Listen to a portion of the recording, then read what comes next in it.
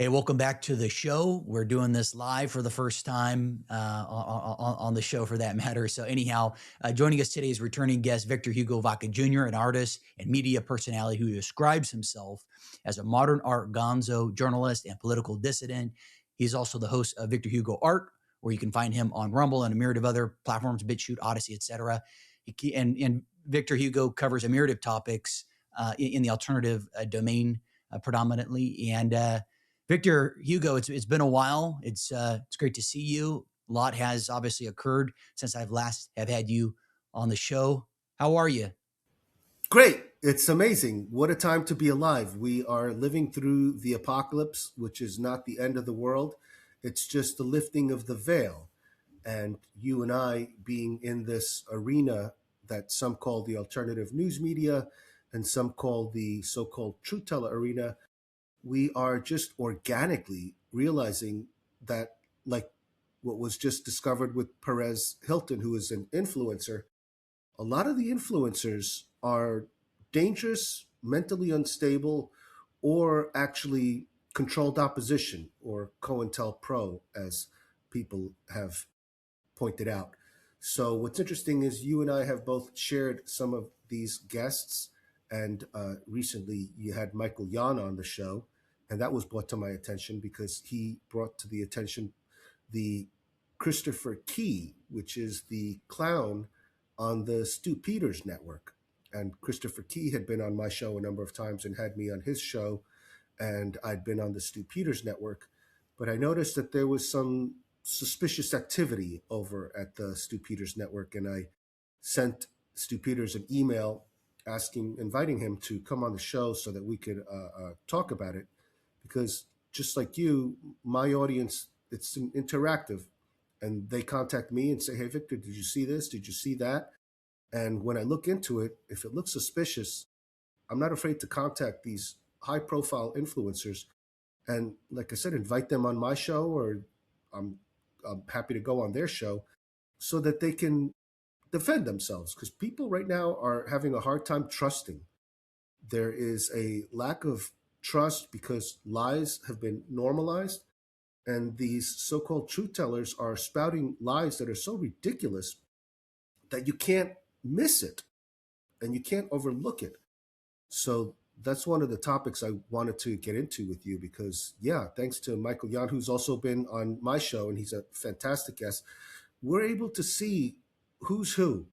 And I know a lot of people are heartbroken because they like some of these. I like these people too. It's nothing personal, but we have to start focusing on the truth, and we have to start being laser focused on the truth, because the truth is what's caused a lot of these wars, what's caused a lot of the heartache and the deaths that we've been experiencing with these psyops, with these false flags, from 9/11 to the COVID.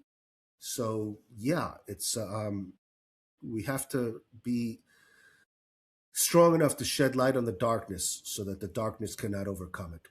And thank you, because that's what I see you doing too, Christian, and I appreciate that. I appreciate you sharing that.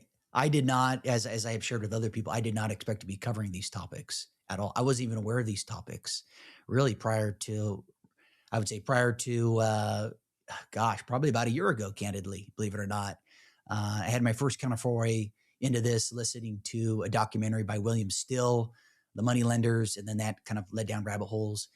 And I went from covering the financial world. I'm giving you some context here and some people tuning in, financial world and more conventional, traditionalist geopolitical matters, to then trying to cover more alternative topics. And I started seeing the channel grow in the first handful of months.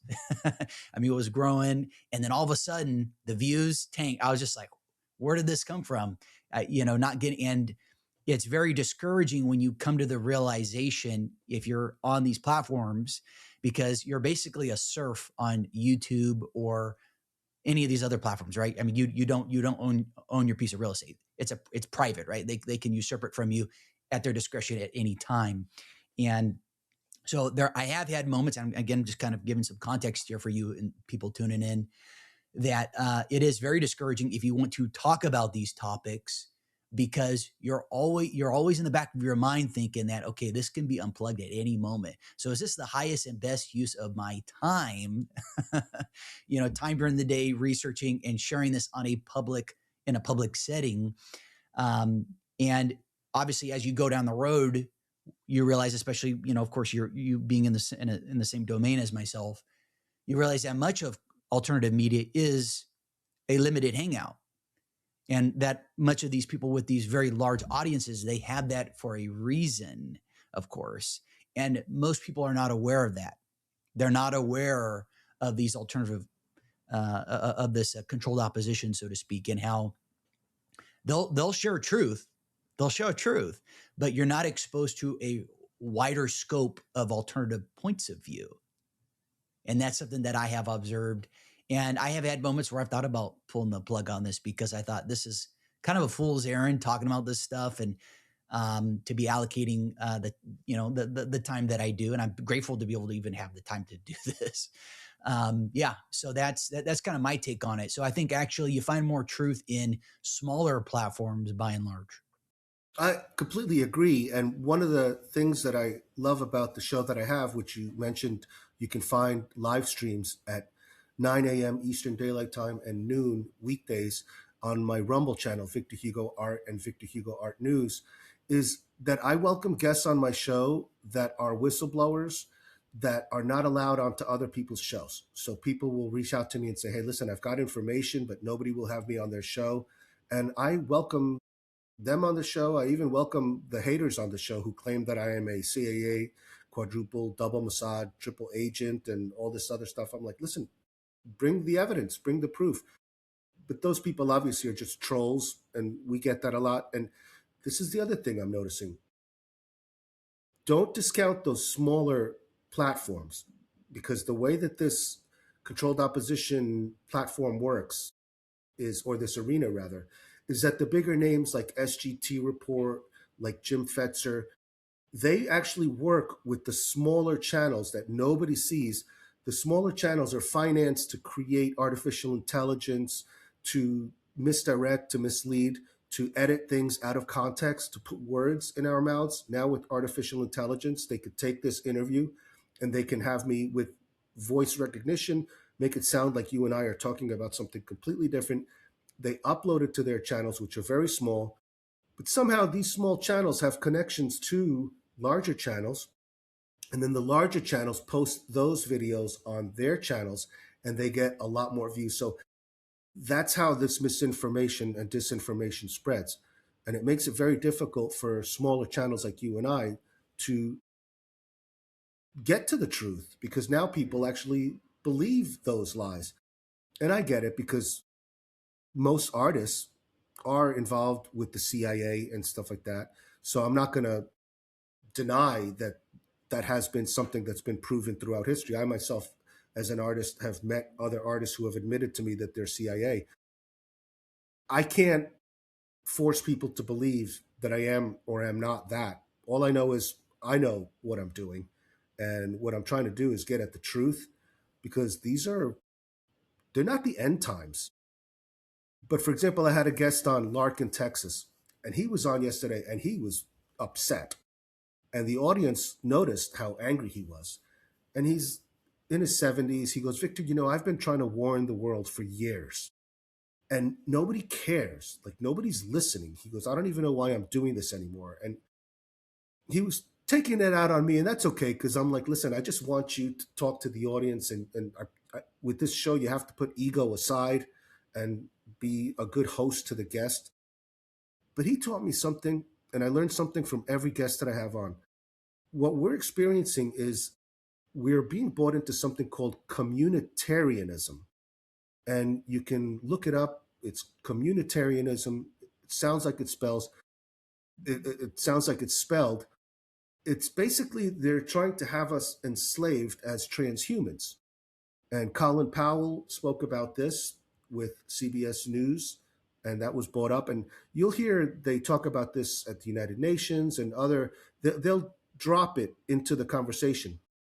And what's happening also is the dumbing down of societies. They're trying to create what's called basic English. to decrease the language to about 504 or 510 words so that they can control the narrative, control the propaganda. And also, what people are starting to notice is less and less people are using certain words. And so, what happens is in the dictionaries that are online now, pretty much everybody's online. If the AI notices that certain words aren't being used, they'll take those words out. So, we're slowly getting to a point where you'll notice when people get interviewed on television or on shows, a lot of them use like, and you're trying to have a conversation with these people, and it's like, well, like, I was, and they like, and you're like, whoa, holy cow, what's going on? That's by design. The less words that you have to use, and also, for example, check this out. You get rid of the word freedom. Eventually, people won't even know what freedom is anymore because if people don't use the word freedom, and there is no definition of freedom in the dictionary, then we've lost even the thought, the concept of freedom. And it's a generational thing. It's drip, drip, drip. So, yes, you and I and others who know the word freedom understand the meaning of it. But let's say you're just born into this world, and 10 years from now, nobody's saying freedom anymore. You'll not even know what freedom is. And that goes back to George Orwell's 1984. And that stuff was a CIA, actually, it was not only a CIA project, but it was a secret MI6 project. So these are projects that are financed by taxpayers to dumb them down and enslave them. I never knew about this until I had my guest on the show. And these are the things that they're little nuggets that we're able to get from our guests. And yeah, I really appreciate the time that I have with these amazing people. You know, you mentioned about the nuggets. They definitely do provide you those breadcrumbs, so to speak. I often say sometimes, and I share with people, you know, loved ones and people that I know. I share a little bit about because people ask, well, you know, what are you doing? You know, what are you talking about in your show? I say, you know, I talk about these topics, and you know, and sometimes at times I think to myself, okay, is this too out there? And then you do some homework and research, and I'll share with you some of the books I've been reading that I'll share with you, I guess, at some point. And no, we're definitely not crazy. Actually, I had someone from the audience.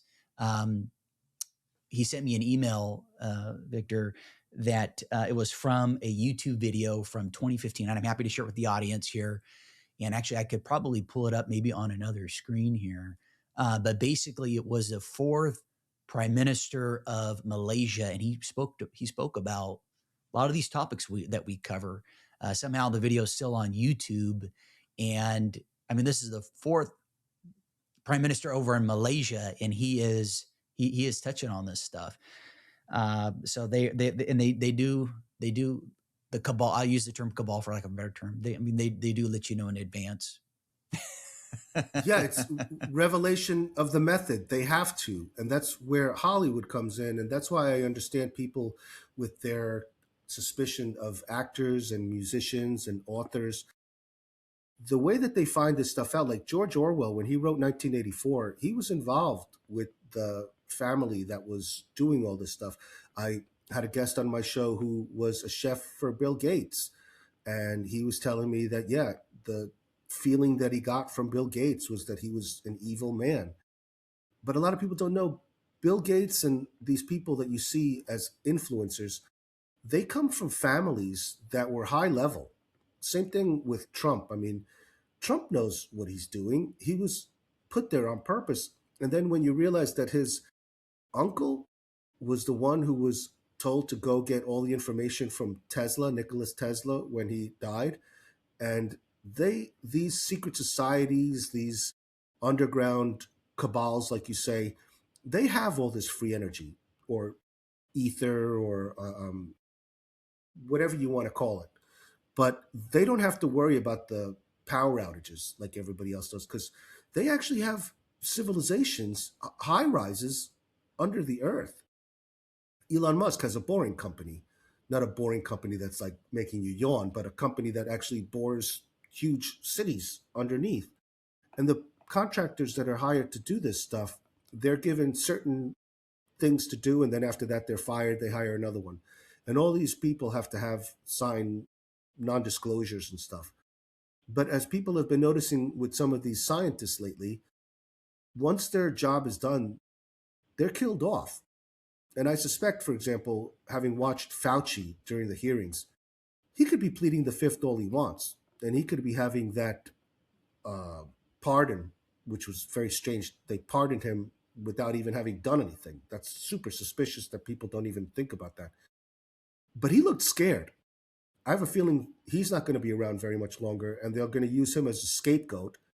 And even though there were no exaggeration, people don't understand. Conspiracies require sometimes millions of people, and that's possible because if you're just doing your job like nurses, like soldiers, then yeah, you're part of it. You know what you're doing, but everybody stays quiet. And so, yeah, I have a feeling they're just going to get rid of Fauci and then they'll say, well, there you go. There's the accountability, just like they did with Lindsey Graham.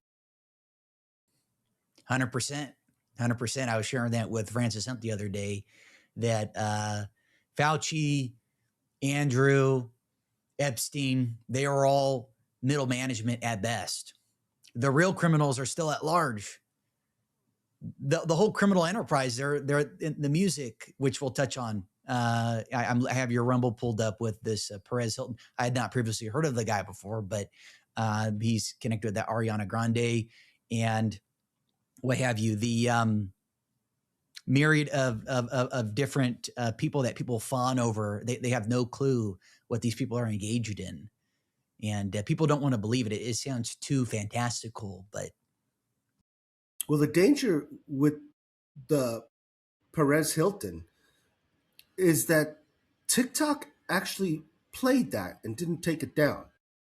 Now, mind you, TikTok used to be in China. When I lived in China, TikTok was like the thing. But then TikTok was bought, I think, by Larry Ellison because Benjamin Netanyahu admitted that they need to control the narrative, that too many people were noticing what was happening with the genocide and the ethnic cleansing in Palestine, Gaza, the West Bank, and now Syria and Lebanon. So he says, we need to take control of that. So they did. So they bought it from China. They would not have allowed a naked guy to start cutting himself like he was a raw steak in front of everybody. Plus, he was naked and he was glamorizing suicide. So now, like you said, most people, they're idol worshippers. And these influencers, that's why I'm not afraid to go after the big boys Alex Jones, Stu Peters, SGT Report, because these people have influence. I'll give you, for example, I was on SGT Report's show 2 times. I was supposed to be on the third time, but my internet wasn't working, so I didn't get his email. So the first time I went on his show, I told him the information that I had, personal information about Elon Musk working with Mike Sievert, who's the CEO of T-Mobile. And I said, listen, they're preparing something because Starlink just combined with T-Mobile, and they're going to use the 5G to be able to control people and also to be able to kill them. I know a lot of people think this is, like you said, fantastical and conspiracy theory, but this is documented in released CIA files. With the frequencies they've already experimented, they can make people go crazy and they can make people kill each other. They can make people commit suicide. And yeah, that's real. They can control this stuff. So SGT report tells me, oh, don't talk about Elon Musk that way. We need heroes. And then I'm telling him back then that Donald Trump is not to be trusted for so many reasons. And he's like, oh, well, what are you going to do? You got to vote for the lesser of two evils. In which my mind, I'm thinking, okay, this guy claims to be a Christian, and yet he's telling his wonderful audience. I can say that this is what makes me so sad is SGT Report has a great audience, great people, but they believe him. What he doesn't tell them is if you vote for the lesser of two evils, You're voting for evil that is controlled by evil. Because both of those evils are controlled by evil. They're both puppets. So, see, he leaves that stuff out. And that's where you were saying they'll tell you 80% of the truth, but they'll leave out the 20%. And then I go on his show and he edits me. So they censor me. I'm not on his show live. And then when I watch the show, I go, wait a minute, I was taken out of context. So that makes me very suspicious with that stuff. And I've been censored on Mike Adams' Brighteon, which is amazing because that's supposed to be a free speech platform. Really? Yeah, yeah, yeah. And then it was brought to the attention of Mike Adams personally by Stu Peters because I went on Stu Peters' show and showed the evidence. I don't just make these allegations willy nilly. I actually bring receipts, which is why people don't like me. I don't just make these allegations. So I showed Stu Peters. I said, look, I was censored. Here's the proof. And so Stu Peters aired the show. And then he gets contacted by Jim Fetzer because also on his show, I broke the news that Win Young had discovered that there was treason with the Sandy Hook that went all the way up to Trump and to Obama and to the Supreme Court, including Alex Jones and Jim Fetzer. So Jim Fetzer brags on his show, oh, yeah, I made a phone call to the Stu Peters Network producers and told them to, quote unquote, rectify the situation. So within 24 hours of the phone call, the video that I did with Stu Peters, which was trending on his Stu Peters Network channel, was taken down and set to private and restricted, which means that unless you know the Stu Peters Network producers or Stu Peters himself to get the password and the code, you can't see the video. And then Jim Fetzer goes on his show 48 hours after that and starts spewing all these lies that quite literally left Stu Peters with his mouth open because he goes, do you have any proof of any of this stuff? And Jim Fetzer's like, well, no, I didn't read any of the files, but my trusted sources. And then when you look into his trusted sources, they're also a bunch of liars. It turns out a lot of these people who are controlled opposition, because I've been digging deep into this, they all have arrest records or criminal pasts. And then just like this guy named Dustin Nemos, he admits on an X space with Adam Green, Handsome Truth, Stu Peters, and over 100,000 people watching live, that he's a government informant, that he cut a deal because he was arrested and put in jail for selling drugs to kids in a daycare center area. And also, he admits other stuff that's having to do with pedophilia. So, yeah, these people cut deals with the government, and then he admits that he's a government informant. So it turns out Stu Peters has a mugshot, Jim Fetzer has a mugshot, Dustin Nemos has a mugshot, Christopher Key has a mugshot. They all work together, and they all keep towing the line so that their audiences believe their truth, which is 80%, but you're missing the 20% that you need to put the pieces of the puzzle together. And that's where guys like you and I come in. And thanks to both of us having Michael Yon on the show, Michael Yon's the real deal. He says it. And what's interesting is even though people fear Michael Yon because he says it like it is, they still have him on shows like Alex Jones and stuff. So you got to see how this game is played. That's why sometimes they'll have me on the show too, because it gives them credibility, you know? So, yeah, but you got to be careful because you are who you associate with. So if I get too chummy with these people and start going on to their shows just to, I don't know, for fame or whatever, that's not the point of this. This isn't about being famous. This is about getting to the truth. Well, you touched on Trump earlier. You had me thinking of Q. I was listening to Stephen Wybrow. I think I'm saying his last name right. He's, I don't know, for some people tuning in, they may not be familiar with him, but he was a younger gentleman talking about 5G. And he did an interview with two other people. And it was so interesting because that was filmed in October of 2020. And they shared their thoughts as it relates to Trump and many of the other things going on. You mentioned about, mind control, other things, and they were spot on, from all these years later. The mind control whole topic is very fascinating and pretty spooky too, especially the whole voice to skull and all these other things that just sound so out there, but technology's been around for a long, long time. You also mentioned about underground cities. I have heard that that is a cover for these data centers and the, I mean, it is amazing how much water is consumed. I think some of these data centers consume like hundreds and hundreds and hundreds of millions of gallons of water, maybe just for like one. And that there is thought that is to serve these underground cities that exist, and that and yeah, The thing with the people that think that they're going to survive in these bunkers is that they all need oxygen. So if that can get cut off, they're just going to be a bunch of dead people under there.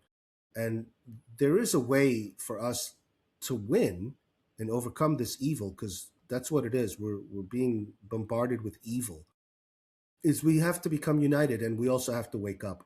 And that's the most frustrating part of what I'm doing. And I heard you express your frustration as well, and other guests that I have on my show. People just don't want to hear this stuff. And I noticed that when I get invited to social events, and I have a hard time, just like, I don't follow sports, and really I don't watch movies or listen to the modern music because it's all vapid. But I like having conversations like what we're having, and then I try to have that with people, and they get scared. They don't want to realize that, yes, the dollar is about to crash. It's not if, but when. And what are you going to do when that happens? Because then they're going to bring in the social credit score and the CBDCs. And I lived through that because I was living in China, and I know what that's like. And I moved there on purpose because I wanted to warn my brothers and sisters in the United States through my own personal experience of what it's like to live in a country where I was afraid to jaywalk. I actually, there's some long streets in China, and there's cameras everywhere. People are now worried about the flock, which was brought in under Trump, which, according to SGT report, is the lesser of two evils. And now people are worried about flock, but now there's even something else. Because what people don't understand is they'll test the waters. They'll see what you're able to or willing to put up with. So they put out the flock, but they knew that that was too big because they already have been having that in England. And I've had guests on my show who were talking about that and what they're doing in England. So they brought that in. They got everybody all upset with the flock, and now they're bringing in these even smaller cameras. I think they're called Axion or Axios or something like that. And those are harder to get rid of. So that's how that works. And it's happening for real in the United States. And I don't know. I see, really, I think we've passed the Rubicon in the USA, can you touch on those unfortunately. Axios cameras? I've heard a little bit about them, I'm not super familiar.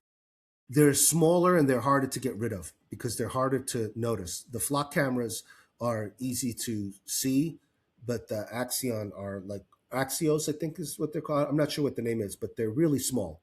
So, and they're harder to get rid of. So, I'm looking it up here real quick on the other screen here, pulling it up. By the way, they're audience members are mentioning the camera being blurry. I know we're already live streaming this. I don't know if there's a way to address that. Hello, everyone from the audience tuning in. First time doing the live stream here with a guest. Um, you know what's funny? I was driving back from the gym the other day, and I noticed what appeared to be these flock cameras because I hadn't previously been aware of them where I'm at. I'm in Central California, and I called a family member and I was like, "Hey, I think they have these flock cameras up," and sure enough, they're talking about it in the news. It's amazing. I mean, you see them all. It's looking like China now. by the way, that's interesting because you're not blurred and I'm not blurred from my perspective.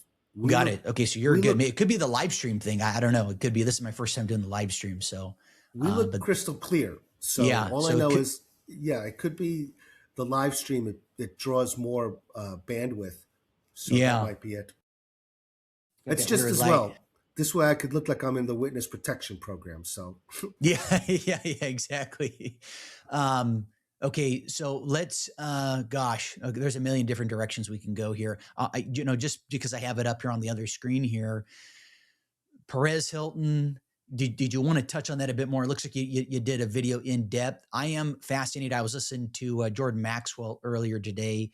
Obviously, he's deceased, so I'm listening to older recordings and him just talking about Hollywood and the derivation of the name and all the occult stuff and the human sacrifice that still goes on over there. I don't look at full moons the same way again, and I certainly won't look at holidays the same way again because I know that these are special days and times in their, uh, gematria, numerology, whatever what these people are into. But that's been good. That's been picking up some steam, so to speak. This clip. So I don't know if you wanted to touch on that. We could pivot to another. No, we could, because Okay. again, it's part of the distraction. So rather than talking about what's going on in Iran today, before going on the show, my contact in Crimea said that the people are being evacuated from the beach because there's machine gun fire, there's drones that are attacking people, civilians, on the beach in Crimea. And the mountains are filled with the sound of gunfire. So this is all distraction because people are not realizing the consequences of this global conflict, which is manufactured, doesn't have to be this way. And so the United States taxpayers financing these weapons, the EU is financing these weapons that are being used by the Ukraine as a proxy to attack not only the people of Russia, but also now Iran, because they're getting involved in the Iran war. And just like World War One and World War Two, which were also manufactured, if you read the history books, it's all going towards what Albert Pike wrote about creating this Israel.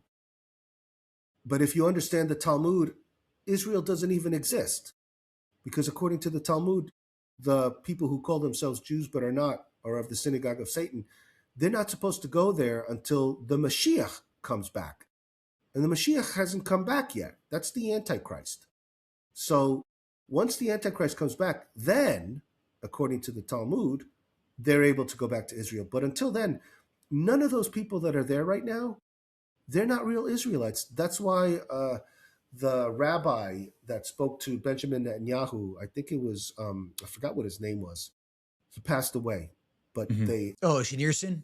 You talking about Rabbi Schneerson? yeah, they have his photo up, and you're not supposed to worship false idols. But when you go into synagogues and you see in Jewish houses, they have his photo up there, so they worship him like he's a Messiah. So it's very hypocritical.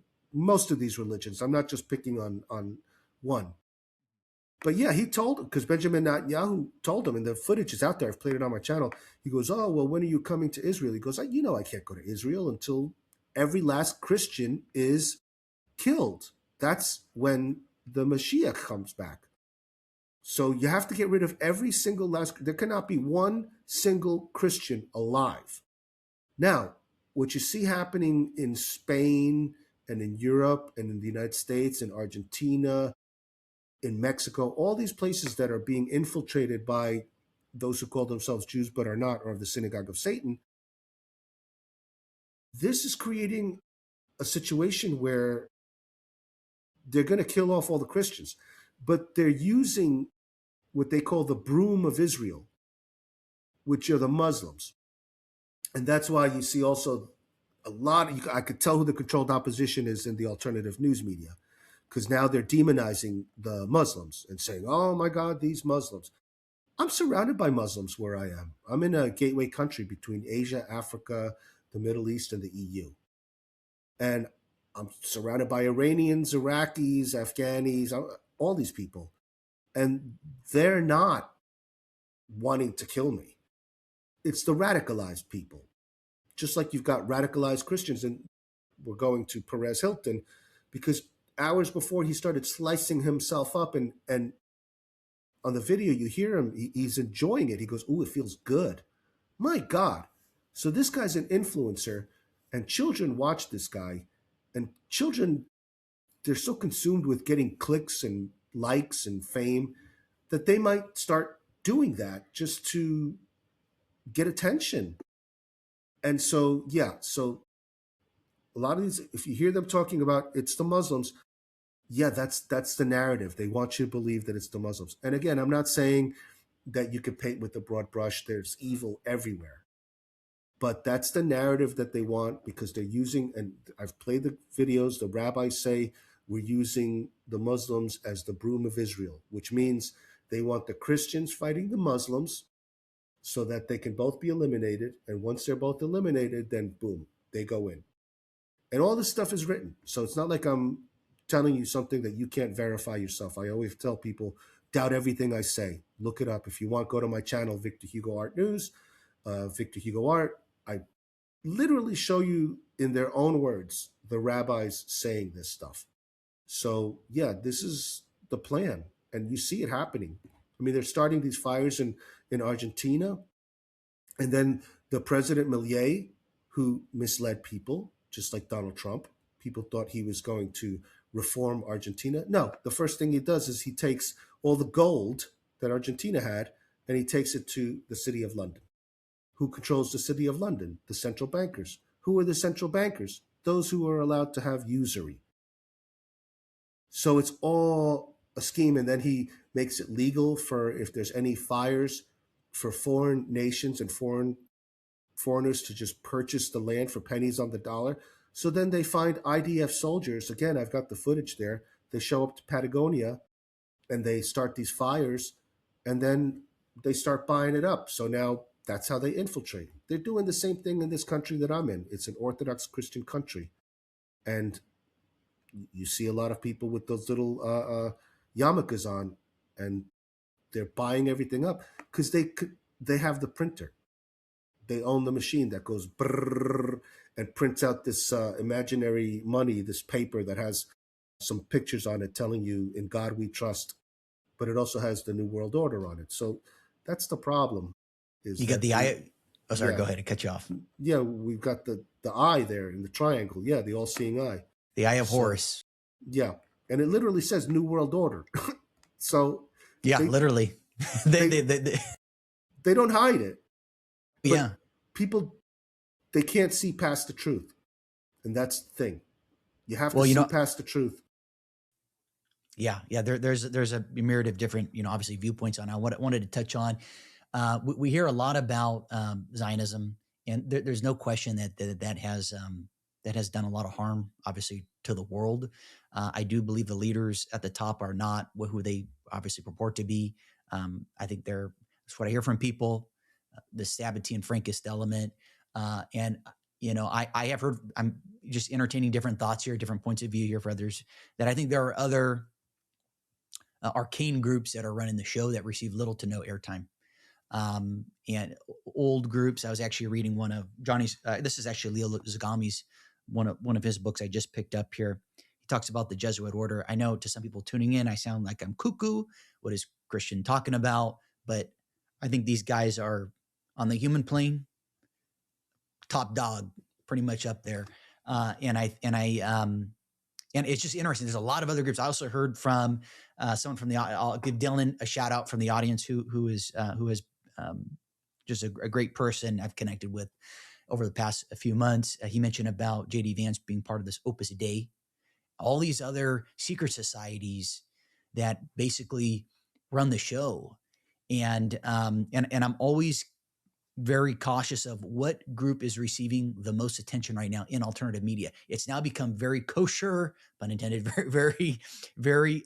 We can talk. You can have these discussions, but why is that? And I wonder, is there a group that is manufacturing that, or embellishing or tweaking things? You have other people pulling the string, because if I'm running the show in the world, I want to have other people that absorb, the Faucis of the world, the Andrews, the Epsteins, or what have you. I want to see them absorb the blows and the brunt. You touched on, the city of London. I'm thinking of the Bloodline families. I don't know if you've dived into any of that Fritz Springmeier's work. I think Jordan Maxwell touched on it. Who else touched on it? I think Leo did. Others. It is the whole Bloodline family thing is very fascinating too. I've shared quite a bit on the show. Families over in Italy, apparently this black nobility, and people tune in and like, what? There's black, like African black, no, different black nobility. But I don't hear that from these other people. And I'll also further add, because while I have your screen up, while I have your Rumble app, which I encourage people to check out, Victor Hugo Art on Rumble, BitChute, Odyssey. I can't help but see an image of Dan Bongino here, and I am. I try not to call out people's names, just doing this, but it just blows my mind. Some of these people, I mean, just media channels, just in general, even if they don't talk about alternative media stuff. I'm talking about people big on YouTube, big on Rumble, these other shows, and man, I just can't but just laugh. Former CIA, former this, former that. They're not giving you the full scoop. They're giving you little bits and pieces here. I just can't get over it. And if these sons of bitches are not talking about secret societies and how all these people are a part of it, I would not listen to them. I don't take them seriously at all. Even there's this one guy who has a PhD. He doesn't live far from me. He goes on Fox News a lot, and he's very educated. He's got his he's got it down with the collective memory there, history. But I don't think I haven't followed him too closely, and I think he shares a lot of great insights and all. But I don't hear anything about secret societies. Now, why in the hell would you not cover that if this is what's going on? That's fucked up. Pardon my French, people tuning in. That is misconstruing people, and I get fired up when I see these people. I mean, there's millions and millions of views. These people are I mean, it's just hilarious. And I'm looking at here to the right of your video here, all these other suggestions that they're giving people. I grew up being exposed to Fox News and all this other stuff, and then I realized it's all controlled. It's all controlled. They're all collectivists, whether it's the extreme left or the extreme right in some respects. Where by extreme right, I'm not referencing sovereign individuals, people who are anarcho-capitalists or what have you. I'm referencing people that are liking this current administration, people that this merging of corporate and public. I mean, it's collectivist at the end of the day, both sides. And it's disempowering, as I've had Max Lowen on my show talk about how people believe in these savior figures like the one in the current administration. It's just so funny. I can go off on a tangent here, but I'll hand the mic back to you. That's okay. I just wanted to point out I had Leo Zagami on my show once, and I Mm-hmm. thought he was a great guest. What was interesting is the show was 2 hours, and he was going on for about an hour. And I finally asked him, I said, I noticed you're going through all this history and everything like that, but you never talk about the Jews. And then he says, "Oh, I'm Ashkenazi." And I said, "Oh, that's interesting. Nobody had known that. For some reason, he just dropped that there." So then, if you realize the Freemasons and the CIA, this is how you can also tell who these controlled opposition are in the alternative news media and the so called truth teller arena. If they are CIA, you never get out of the CIA. And if you're a Freemason, you never get out of the Freemasons either. I know Freemasons. A lot of people think I'm a Freemason. Listen, I'm glad people think I'm CIA and Freemason because they end up sharing information with me because they think that I am. So, yeah, you don't get out of that. But what they don't tell you, and most people don't know, is Freemason is Judaism for the Goy. The B'nai B'rith is above the Freemasons, and the only way you could be in B'nai B'rith is if you are Jewish. So they're the ones who then tell the Freemasons what to do, and it goes down. So, yeah, there's secret societies for sure. And there's really about only 300 families that run the world. And they give you the illusion that Elon Musk is the first trillionaire, which is a bunch of nonsense because we're talking about the people from back in the day of the Medicis and stuff like that who have ancient wealth and ancient secrets. And the reason why they're secret societies is because they're keeping all the information, Yes. like the free energy and all that stuff from Tesla and the secrets of the universe and all this stuff, which is real. And they work with the Vatican, which is interesting because a lot of people don't realize. Yeah, it's the tripod. It's the City of London, which has the gold and the money. You've got the Vatican, which controls the souls and also the space above. So if you want to build a high rise, you have to get permission from the Vatican because somehow the Vatican owns like air. And then you have the United States, which is the military arm. And that's why Israel has gotten the United States military to be part of it. It's just, it's treason. It's clear treason. And I, so people don't see that. That's what blows my mind. And I can see why my guests come on the show and they get frustrated because I'm like, aren't you guys seeing this? Like, am I the only one that notices this? And why aren't you doing anything about it? yeah, you're making me think of Jason Christoff, who has touched on some of this stuff. I don't know if you're familiar with his work or if you've had him on. Okay, so okay. Just fascinating. Connecting the dots, different points of view. You mentioned the Vatican. That bank is very powerful. It's incredible. You mentioned how it is the spiritual arm. City of London, they say, right, is the financial arm. Washington D.C. is the military arm. And I think I was listening to somebody. I was reading a book from 1933. It was posted posthumously. She was an American-born British socialite. Of course, they had a lot of Americans, a lot of American aristocracy, if you want to call it that, getting married to British nobles over the turn of the 20th century, et cetera.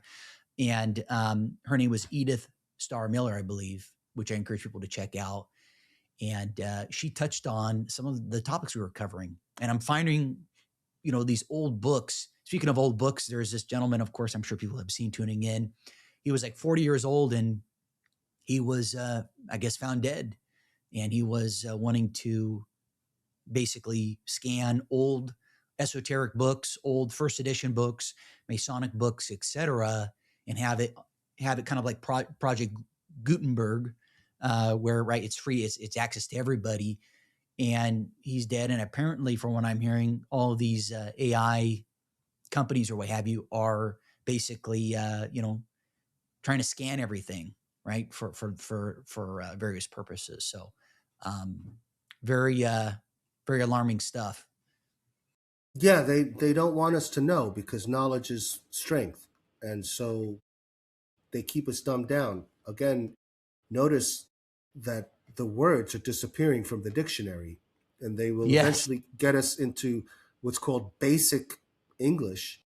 And there will be about 504 to 510 words that will be used in newspaper articles, in press releases. And the reason why they want that is because it just makes it easier to control the public. This is all about control.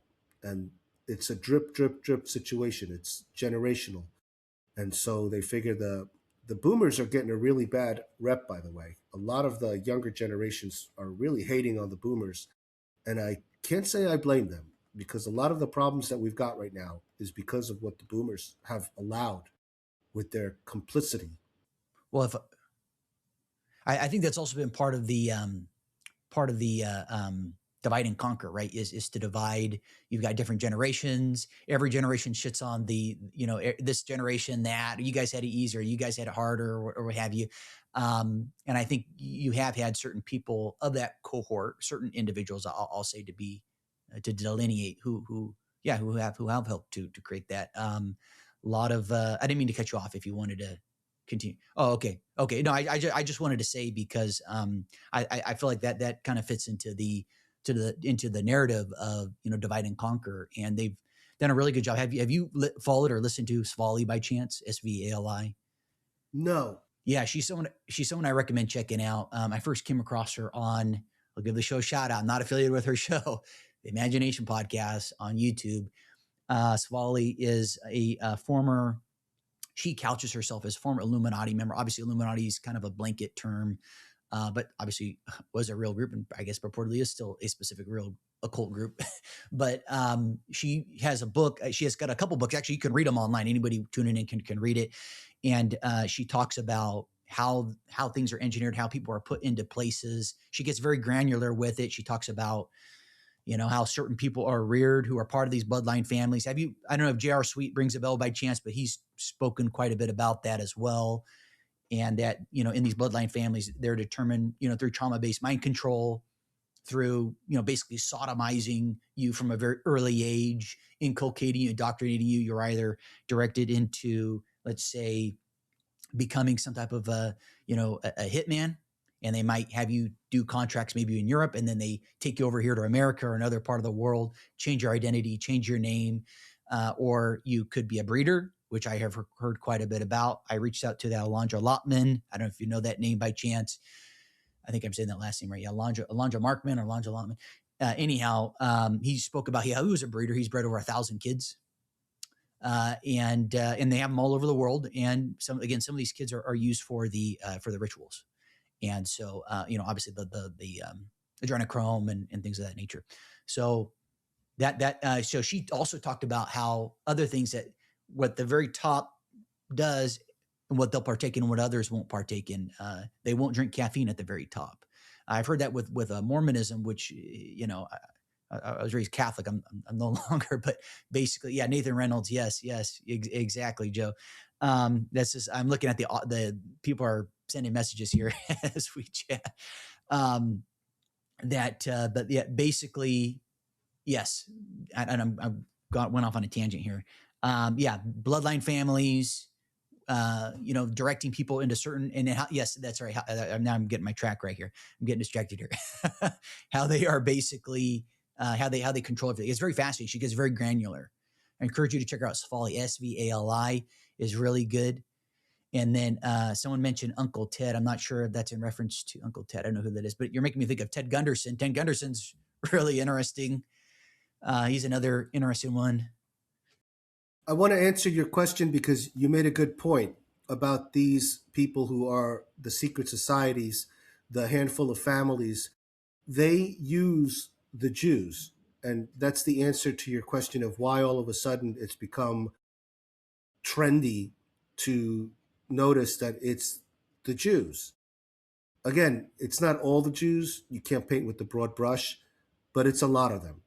And so the reason why they do that is because they use them too as the scapegoats, as the victims, as the Fauci, Yes. so that they put them out. And it behooves the people right now at this moment because the victim card is a really handy card to play because most people have compassion and empathy, and that's how you can win them over. So you play the victim, and then when people invite you into their home or whatever, that's when you poison them or you stab them in the back. And so that's how this is working right now.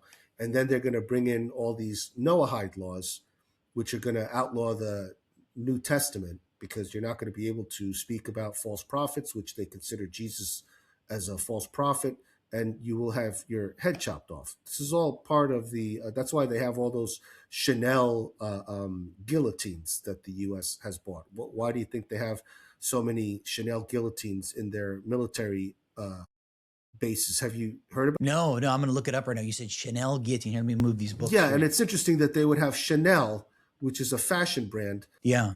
create these guillotines, and they're held in these warehouses throughout the United States.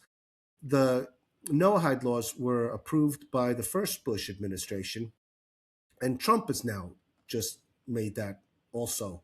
So these so-called Zionist Christians like Ted Cruz, Mike Huckabee, and Mike Johnson, they're leading their flock astray. All these evangelists who are claiming, oh, we have to serve the Jews. That reminds me of that Twilight Zone episode, How to Serve Man, where it turns out that it wasn't a recipe. Well, it wasn't about serving man. It was a recipe book, and that they were going to serve humans. There was an old Twilight Zone episode. It was classic. So yeah, that's the answer for that. And then I hosted Nathan Reynolds on my show. Really? And yeah, he was a fascinating guest. And this is going back to where we started with Perez Hilton and the influencers that you have to. I've been telling people, beware who you trust. That's my new tagline, beware who you trust. Nathan Reynolds went on SGT Report a couple of weeks after I went on SGT Report. Like I said, I have whistleblowers who come on my show. And they said that General Michael Flynn, who's connected to Donald Trump, connected to Dustin Nemos, who was the king of Q and made millions of dollars telling people to trust the plan, to sit back, relax. The Patriots are in control. The White Hats are going to take care of everything, which was a ruse. It was just like Operation Trust, which happened during the Bolshevik Revolution. So nobody did anything. When the time was right to actually take action, because of people who enriched themselves, and again, our controlled opposition, admittedly, Dustin Nemos claims to be a Christian and spreads lies in the name of Jesus, which is completely satanic. That's why I call them satanic Christians.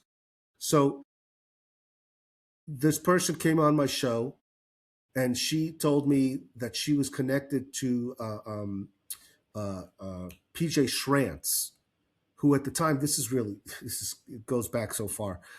When I first ended up here as a veteran American refugee stuck in the former Soviet Union, I was trying to get back to the United States after escaping China.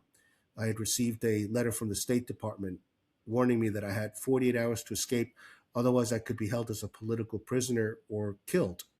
So that's how I ended up here in the Republic of Georgia, the former Soviet Union, because all the airports had been locked down and they weren't accepting any flights from China. I escaped 2 hours before the last border closed on the day that the Wuhan virus whistleblower, Dr. Li Wenlang, died. And so I ended up making it here, and then all the borders were shut. So I got stuck here. When I went to the embassy, the US embassy, for help, they were telling me that I had to take that PCR test, the one that they shoved up the people's noses and gave them permanent neurological damage, which nobody's talking about. They hired these inexperienced people to just shove something up your nose. And then there's a part right here that's so sensitive that it actually punctured it and it's left people with permanent neurological damage. Nobody's talking about what happened 6 years ago. Very bizarre. So then they said, oh, no, you also have to take the jab. Now, I knew that these things were poison because the Huaiping Wang, which is a common name in China, and it's like their subversive military, they're the sleeper cells that are inside the United States. They tried to recruit me.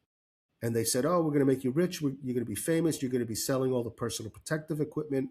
They put me in contact with the manufacturers in China that were producing all that stuff. And so I started looking into it and I was like, wow, this seems shady. And this was in February of 2020. They told me that there was a vaccine for it. I said, but that's weird because like the world doesn't even really know about this. How do you guys already have a vaccine? Don't worry about it. You're going to be selling it. You're going to be going. They had me set up to go do live television shows all throughout Europe, back in the United States. I was essentially going to be like Anthony Fauci. People were going to make candles and be holding me up as a saint because I was going to be telling everybody, yeah, take this. It's safe and effective. Don't worry about it. It's all good.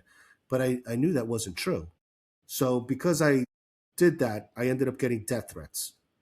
And what I did was that's how I started this show because I wanted people to know, hey, listen, these are the death threats that I'm getting. And I want you guys to know that I'm not suicidal. So anyway, long story short, the I had to get back home. I wanted to get back to my homeland, the United States, but they wanted me to take these things that I knew were not good. That's when I realized that the U.S. was involved in this too. Because when I went to the embassy and they were telling me that I had to do that, I said, "You guys know that it's experimental, and that animals that have taken it, they died." And there's all these side effects that now people are realizing, from turbo cancer to myocarditis to the blood clots and everything. There's even, you could look this up, it's called COVID dick. I'm not making this up. You can't make this stuff up. Men who have taken it have realized that their penises have shrunk up to 2 inches. Oh my God. Yeah. So, I mean, it's like, imagine. So, all this stuff that, like, it's just incredible. Anyway, long story short, she comes on my show. She says she's related to PJ Schrantz. PJ Schrantz was the security for Donald Trump when he was on Air Force One. There's photos of him, Air Force One, and he was with Mike Pence and all these other people. So she goes, did you know that General Michael Flynn is laundering money and also human trafficking and child trafficking? I said, whoa, those are some pretty big allegations, and you're making them on my show. So I have to look this stuff up. She goes, yeah, I'm going to send you all the evidence. And she sent me the evidence, and I looked at it, and it was true. It turns out that General Michael Flynn and PJ Schrantz were holding these events at Mar-a-Lago, which is where Trump lives, and they were hosting it to help veterans. but General Michael Flynn was getting paid $25,000 for consulting fees.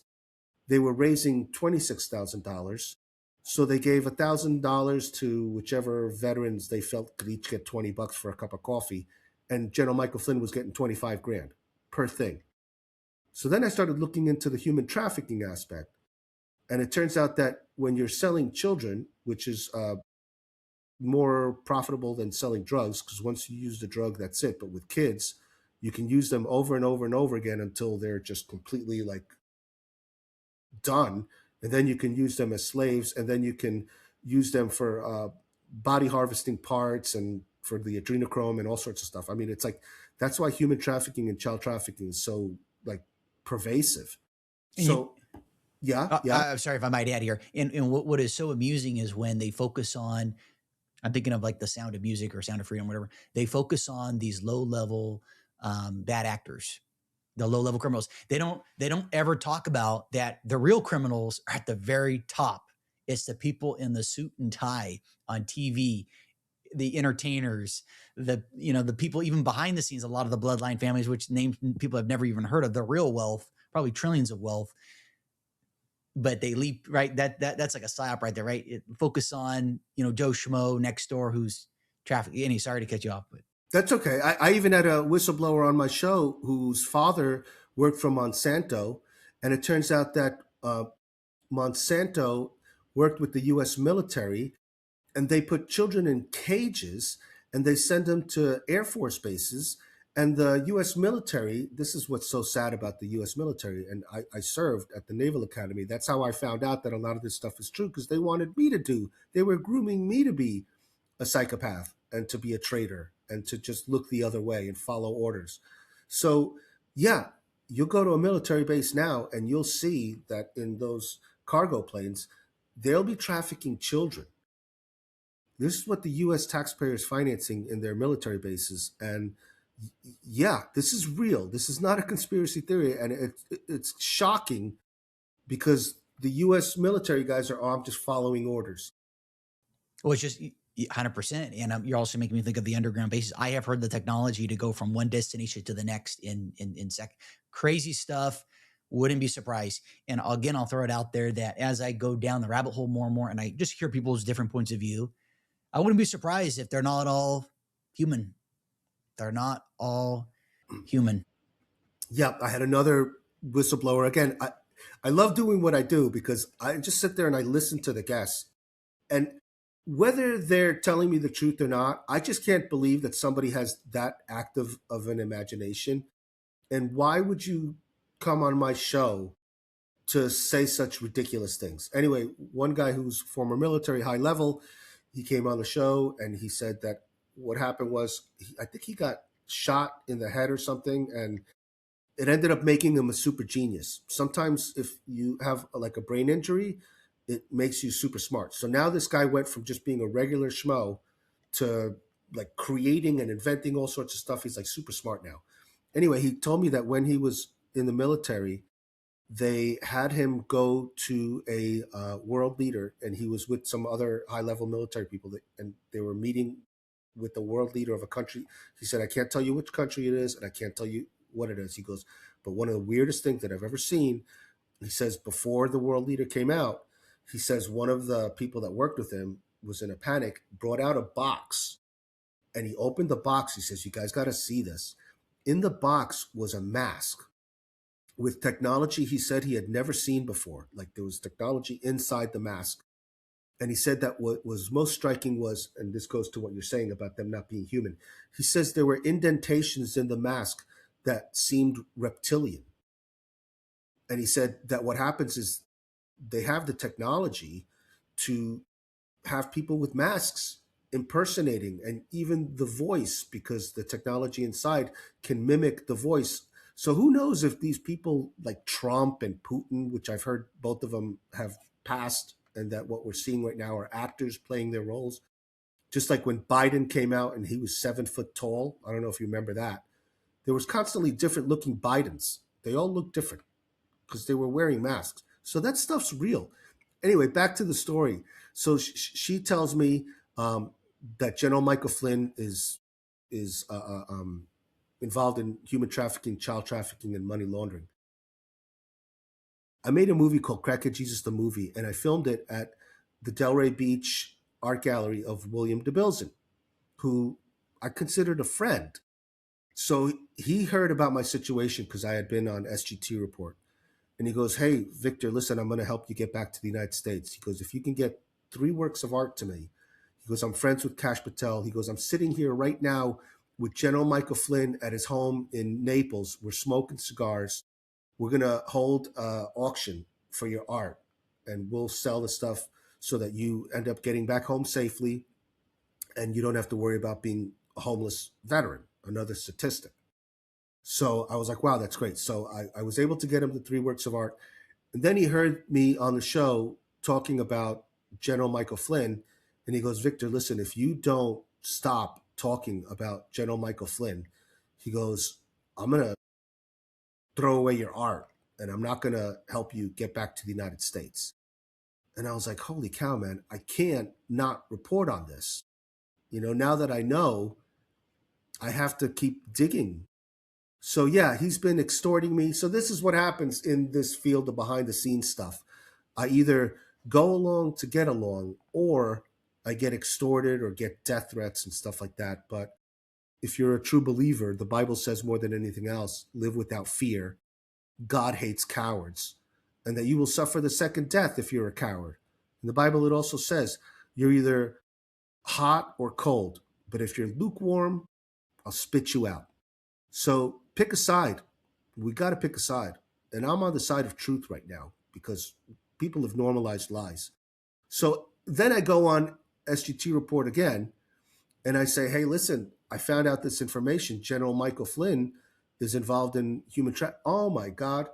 During the show with another girl on the show, because he was hosting 2 people at the same time, he starts yelling at me and starts telling me, "Oh no, you're not allowed, to say that. General Michael Flynn, he's again with the hero worship. These people, you're not allowed to say anything about Elon Musk. Apparently, the rules are you're not allowed to say anything about General Michael Flynn." And I said, "Well, you have a big platform, so if I'm wrong, I'll apologize, but you should probably look into this." So he says, "Yeah, okay," and he says it. It's still there. You could find it. Victor Hugo, SGT Report. You'll find all the proof. He never looked into it. Never.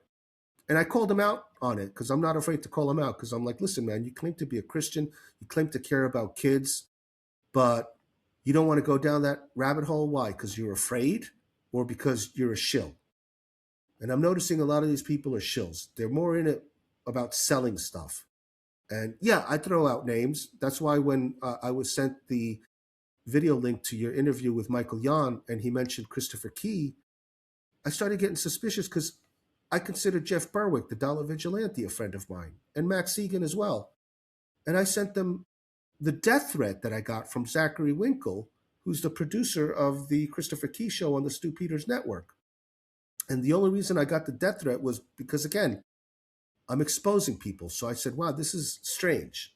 I've never gotten a death threat before, especially from a producer of a major network in an email. It was titled, "You Will Die," and signed "Death." So I CC'd Jeff Berwick, I CC'd Max Egan, I CC'd SGT Report. I sent it to Stu Peters. I said, "You may want to look into your producer because he's a psychopath. Who does that? Who sends death threats to former guests?" I've been on his network like 6 times at least. And crickets, nothing. If anything, I'm the bad guy. And I'm like, okay, so Jeff Berwick, you know that Stu Peters is promoting this Christopher Key guy who's drinking his urine and he's constantly getting arrested. He's the clown that Michael Yon was talking about. And these clowns, what they do is they muddy the waters so that people think that guys like you and I who are trying to get at the truth are all crackpots. And see, that's part of the controlled opposition. That's part of the plan to shut people like you and I down who are just, I'm just looking to get at the truth. When I'm wrong, I'll admit it. And that's why. And then Nathan Reynolds came on SGT Report and he totally validated what I said about General Michael Flynn to the point where, and again, you can look it up. I saved it. I posted it on my channel, Victor Hugo Art News, Victor Hugo Art on Rumble. he starts stuttering. He goes, wait a minute. Did you just mention General Michael Flynn? Did you just say General Michael Flynn? And Nathan Reynolds is like, yeah, it's General Michael Flynn. He's bad. He's not a good guy. And he goes, oh my God. He goes, I have to make a phone call. Then I get an email from SGT Report, and this is where the ego comes in. So I thought we were here to try to save children, you know? Instead, he sends me an email and he says, you know what? I was going to call you, but I'm not going to have you on the show because I don't know, whatever personal differences he has against me. So I'm like, wait a minute, this is about saving kids. You said that you would look into this. I was just validated by one of your favorite guests. He was having a bromance with Nathan Reynolds. Then Nathan Reynolds comes on my show and he starts throwing more evidence out there. I've invited Nathan Reynolds back on my show since then, but he's hiding right now because of all the stuff that he said. He's and I don't blame him because people are trying to kill him, so he's laying low. But yeah, this is the kind of stuff that happens when you're in the arena that Christian and I are in. I never know what my guests are going to say, but when they do say these things, like you, I look into it and I go, wow, okay, this is dangerous. We got to do something about this. And then when I reach out to people that are in our arena who have more influence and have a larger audience, I get death threats from them.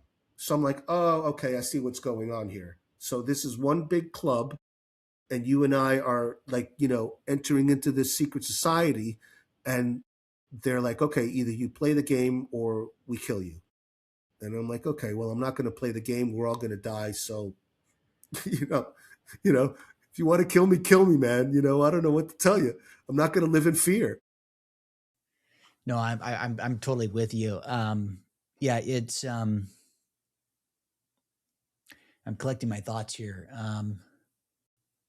Yeah, it's when you start to follow the breadcrumbs, see where things lead you. It does lead you to the realization of it's there is absolute danger in some of these whistleblowers and people covering such topics. You're making me think of was it Isaac Cappy? I think was the gentleman's name. Someone from the audience was saying it was dispelled, but I don't know about that. I think that guy. I think he's on the money there.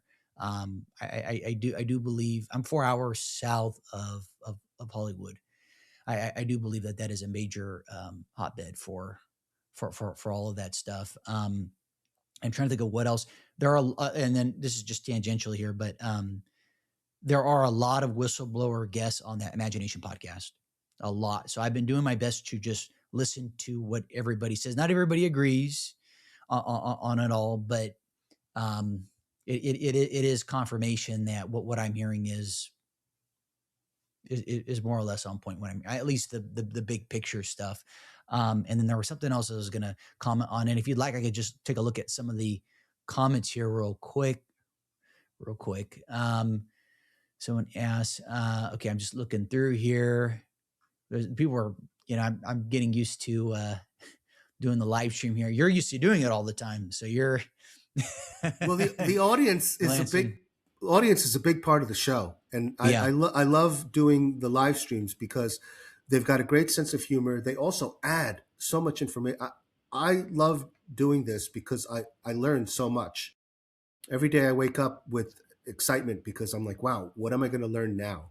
Mhm. And again, as long as you live without fear, I'm not telling you to be stupid and like put your hand in a flame, but I'm just saying if there's powers, there's good and there is evil. And I believe that I have angels watching over me.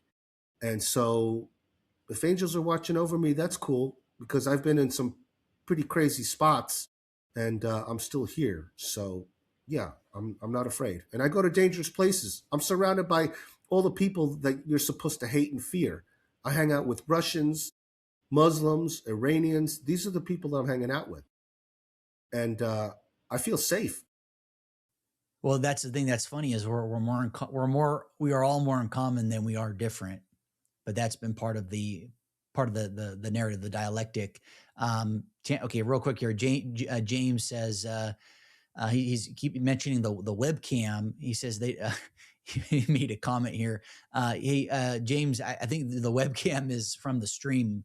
I think that's why Victor Hugo appears blurry in the live stream. It's because of the stream. So I have to look into that. And then I'm looking. That also happens when I'm on StreamYard because I've done shows with Hmm. Michael Deacon of the Mm-hmm. Michael Deacon Show, Mm-hmm. and same thing. I always appear blurry. It Hmm. has something to do with you're using Riverside and also StreamYard. So Got yeah, it. I don't know why because we're coming through crystal clear here on this side. So I don't know if Yeah. I'll have to it. look at it when I release the finished product. It should look clear. Was going to call. I am using Riverside, so that's another thing that I think is so fascinating is how many companies are in a certain location of the world to let people guess where it's at. I mean, just it blows my mind. Just how much things are concentrated. I guess just high level stuff that I'm continuing to see, and let me know if you agree or disagree, I should say. And audience members, feel free to chime in here. Hold on, I just lost the chat here. Let me pull it up here. Probably shouldn't be tinkering with this. I should be focused on you, but uh, The audience is really why we do this. And I yeah, really appreciate the audience and I appreciate their feedback. So thank you so much to everybody out there. And I encourage everybody to share these shows because this information, doubt everything that we say, but look it up. And knowledge is strength. And also, we're dealing with a lot of censorship right now. But remember, they can't censor word of mouth. So when you're talking to your friends, your family, your neighbors, your coworkers, mention this stuff. And it'll make it easier for you if you just send them a link and let them hear it coming from us rather than coming from you, because then they'll think that you're a kook. But let them think that we're the kooks. I'm like, listen, I've done my research on this stuff. And a lot of this stuff I have personal information. I lived in China during the Wuhan virus outbreak. I was there. I witnessed it, and I've I'm surrounded by Russians. I'm a camel ride away from. I've been to Israel. I've been to the Gaza. I've been to the West Bank. I've seen. That's why I know a lot of these are lies. That's why when they try to tell me that October 7th happened, I'm like, no way. There's no way. I drove through uh, uh, Israel into Gaza, and the security there is amazing. And there's walls. There's walls in front of walls, in front of walls, in front of walls.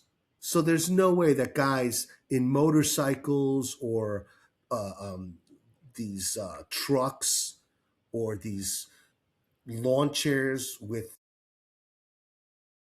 motorcycle engines or something like that were able to paraglide. There's no airport in Palestine. And they have security there that if a cockroach walks close to the it'll blow up. that's what the whole October 7th was, just a total casus belli for them to do their whole ethnic cleansing over there. Yeah, Oh, that's yeah. what upsets me about the government that I serve to protect. I'm like, wait a minute, I was there. I was literally there. You're telling me Tel Aviv, Israel, Jerusalem, it doesn't take that long to get from one side to the other. It's very small. You're telling me it took you 8 to 12 hours before you were able to send a plane to do something, and then when you did send the plane, the footage was out there that they were using the not the Samson option, but another option where they kill their own people. Hmm. There's I'm trying to think footage. of the term. Yeah. The Well, you're Hannibal, making. the Hannibal Yes. Yeah. directive. They used the Yes. Hannibal Yeah. directive Yeah. because again, this goes back to what we were talking about. They don't care about the Jews. They really don't. The They people don't. that are evil, the ones that are Yes. running this, we're talking about evil people. We're not talking about Jews, Christians, Muslims. We're talking about evil. Yes. So when I I. hear SGT report and Jim Fetzer saying, "Oh, trust me, vote for the lesser of two evils," I'm like, my God, are you listening to yourself? Are you listening to what you're telling your audience to do? Vote for the lesser of two evils that are both controlled by evil. My God, Yep. you're 100%. dangerous. Yeah, you're 100. dangerous. 100% on that. And as it relates to all these conflicts, I was touching with another guest. he was mentioning about the drugs being moved around during the Iraq War and Vietnam and all these, and they mentioned about loss as well. I think a lot of these wars, much of the wars throughout history, have been engineered intentionally, and conveniently omitted from the historical narrative. And on top of that, I'll also add, what was it? It's obviously part of that contract. I think these people are in. They're part of that. They're part of that. It's basically human sacrifice. And I can't believe how many have died over in Ukraine. Over, I think it's 2.5 million Ukrainians. Not to mention Russians. It is just a travesty. Well, It's that's going back to the New Jerusalem plan. All this stuff is in writing, by the way. I'm not making this stuff up. Look it up. The New Jerusalem plan. The plan is because a lot of the people that you see right now in positions of power in Israel come from the Ukraine, because where I am is where the Khazarian mafia originated. This is the Caucasus Mountains. This is the old Silk Road. mhm. And so the Khazarian mafia, what they would do is, and I heard this stuff because I'm here. Otherwise, I didn't know about this stuff. They would tell me, "Oh, Victor, uh, um, this was the old route." And what would happen is they would meet you, they would make friends with you, they would either invite you into their home or you would invite them into your home, and then they would learn everything about you, and then they would poison you and kill you, and then they would take over your identity. This was back in the day before internet and all that stuff. So if I knew that Christian White was coming over to my house to buy some camels or something like that, I wouldn't know what Christian White looked like. I would just, when Christian White shows up, he would tell me certain things because they would say, "Oh, really? You're going to sell some camels to the Russians over there? Or you're going to China? Really? Okay, who are you going to go see? Oh, really?" And they would like take the information. They would steal your identity. They would show up, and then they would take the camels and never pay them because the people were like, "Oh yeah, Christian White's going to pay." They build the trust. So anyway, what ended up happening, and I learned this too when I was in China. The Chinese would tell me, "Oh yeah, the Khazarian mafia, they used to come over here," but eventually people wake up and they go, "Oh, okay, I see what's going on here. These are slick people." Then they moved over to the Ukraine. That's why these people, they don't believe, but they've been kicked out of over 110 countries now. The latest one I think was Guatemala because they were diddling kids, and over 1,000 times. So when you think about this, let's say it's a boyfriend or a girlfriend. So you mean to tell me that you've had girlfriends or boyfriends break up with you, and then they bring you back, and then you do it again, and then they bring you back, and then you do it again? I mean, there's a trend here, people. So yeah, and that's why they want the Ukraine. Notice the Ukrainian government is all led by Jews, but it's a primarily Christian Orthodox country. So the plan is, again, in order to bring back the Mashiach will come back, the Antichrist, when every single last Christian is dead. Every single last one. There can't be a remaining Christian before the Mashiach, the Antichrist, comes back. So what they're doing is they're getting the Christians to fight each other, and they're loving it. I've played videos of the rabbis saying, "Oh yeah, what we do is we sit back and we eat sunflower seeds, and it's like watching a tennis match. We're just sitting there watching the stupid goyim kill each other." And I speak to these Russians when I'm there, and it's amazing because they tell me, "Wow, Victor, for us, sadness is a way of life."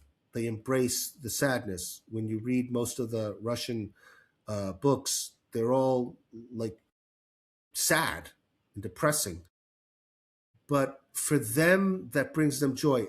There's a word for it in Russian that doesn't translate into the English language because it seems like an oxymoron. How could you be happy in your sadness?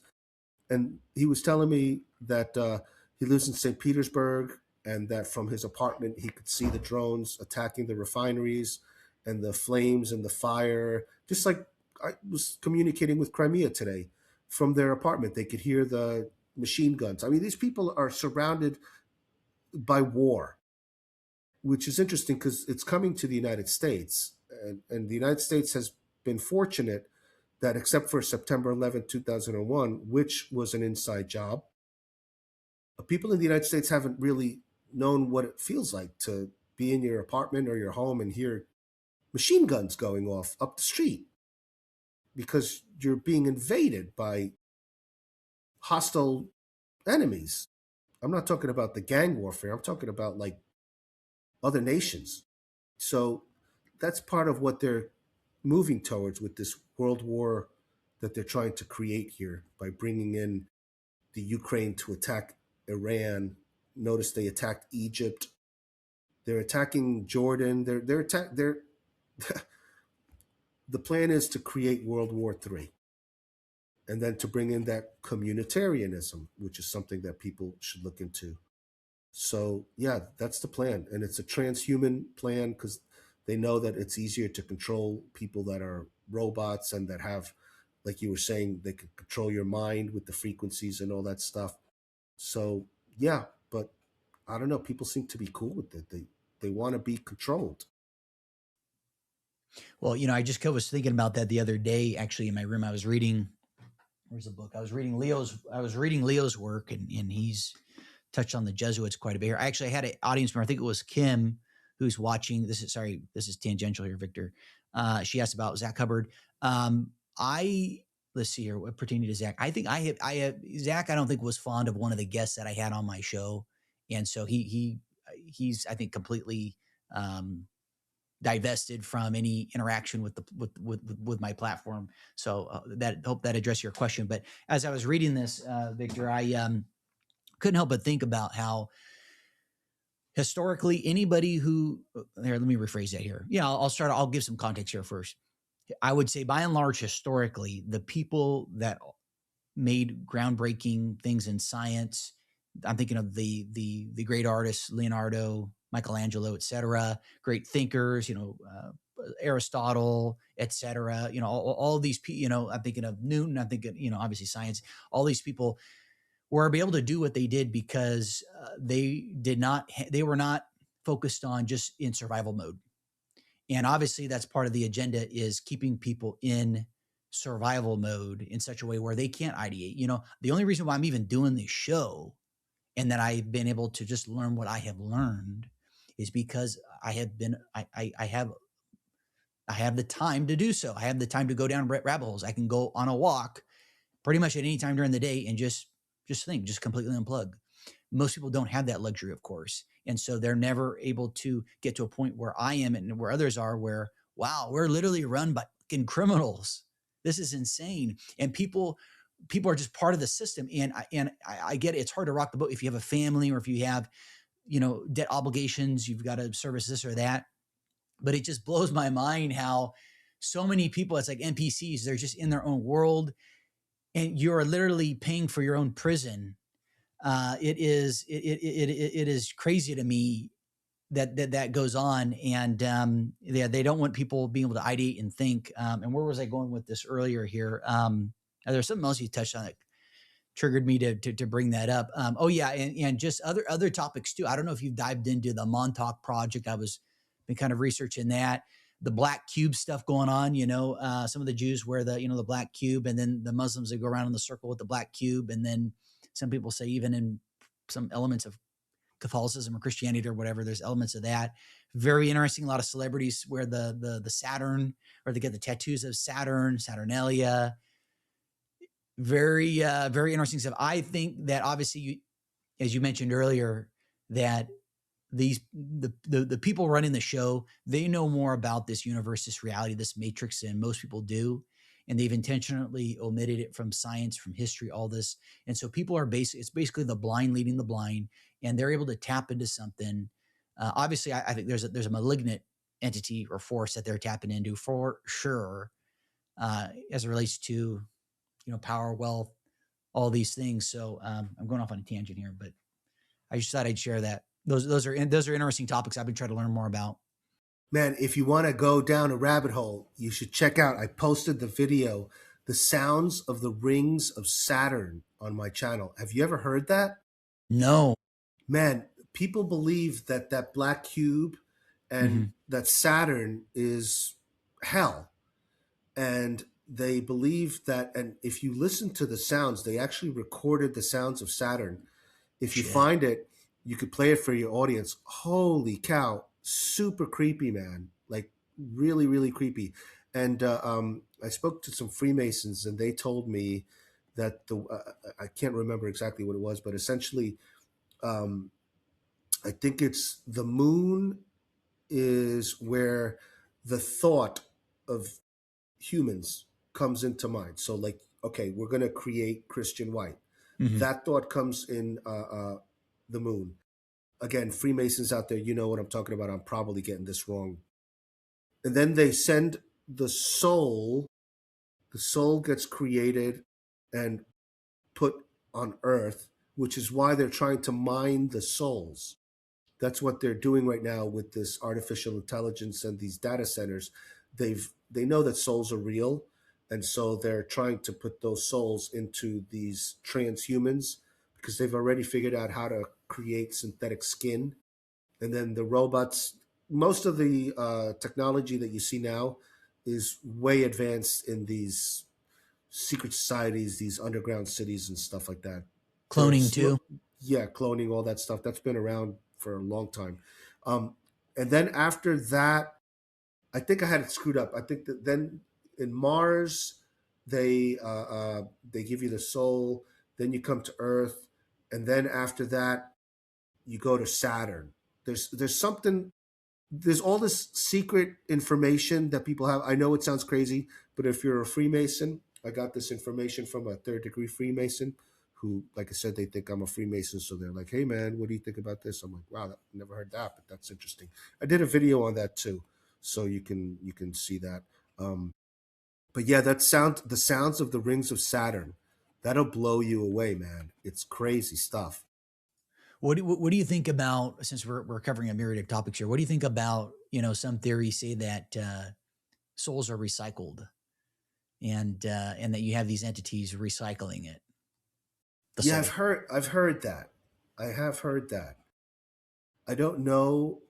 I do believe that souls exist because they have weighed the body Hmm. after the person dies, and it's very slight, but there is a weight difference at the moment Hmm. of death. Hmm. So I believe in that, but I don't know how does that work, the recycling of souls.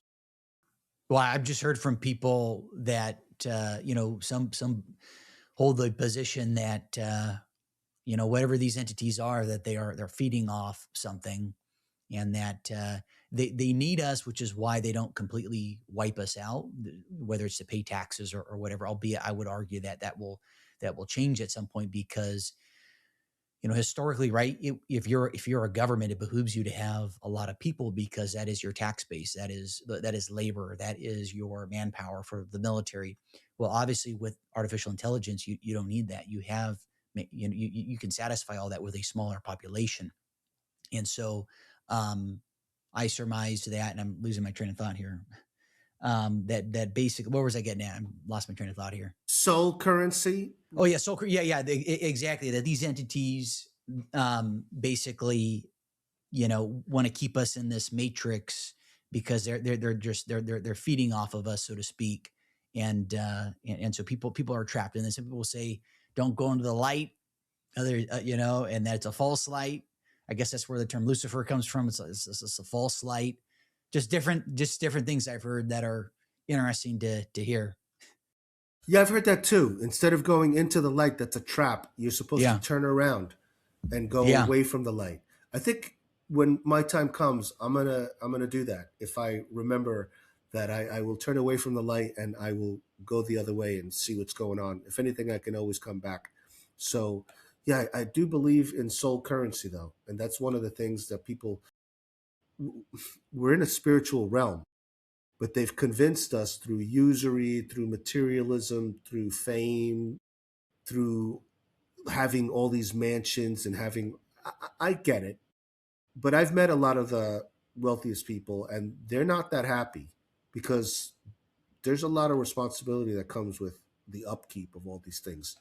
So the to keep the soul currency flowing, there's a thing called compassionate wealth. So those people who are hoarders of money, because think about this, there's people who have trillions of dollars. You can't spend that much money in your lifetime. Even if you had $1 trillion and you spent, I think, $1 billion a day, still would not get through all that money. And what the hell? How are you going to spend $1 billion a day? So these people, they just, I don't, they have a problem. It's a psychological problem because they want more and more and more, and they don't realize the gift of sharing in compassionate wealth, of feeding others, of housing others. I'll tell you, this is what I've learned living with these Russians. In the United States, my own family disowned me because I warned them about the jab. And they said, "Listen, we'll pay for you to come back to the United States, but you have to take it." And I said, "I'm not going to do that because I want to live." And they were all like, "Oh well, we gotta, for our job because we're close to our pension. We don't want to lose our pension. I don't want to lose my job. I got a six-figure job." I was like, "Man, believe me, it's not worth it. Uh, you could sue them. A lot of people are suing now who lost their jobs because you can't do that. That's like it's against the law." So anyway, the Russians and I see these people. I'm in a very poor nation. It's a developing nation. These people make and they're white, by the way. So it's funny because you hear the black people in the United States wanting $25 an hour to flip burgers at McDonald's, and now they're all losing their jobs because computers are taking over, or robots, whatever. These people, they make. There's a person who does brain scans, and she was taught in Moscow, and now she's here. And because a lot of people are leaving Moscow and the Ukraine because of the war, and where I am is like a safe haven. So she's making 400 gel a month working at a clinic doing brain scans for people. She would in the United States be making six figures at least. But here she's making 400 gel. If you type in 400 gel to US dollars, that comes out to about like less than $200 a month for rent, for food, for transportation, for clothing, for all the necessities. But what ends up happening is these people here, they work together because they all know, again, the sadness. They share in the sadness.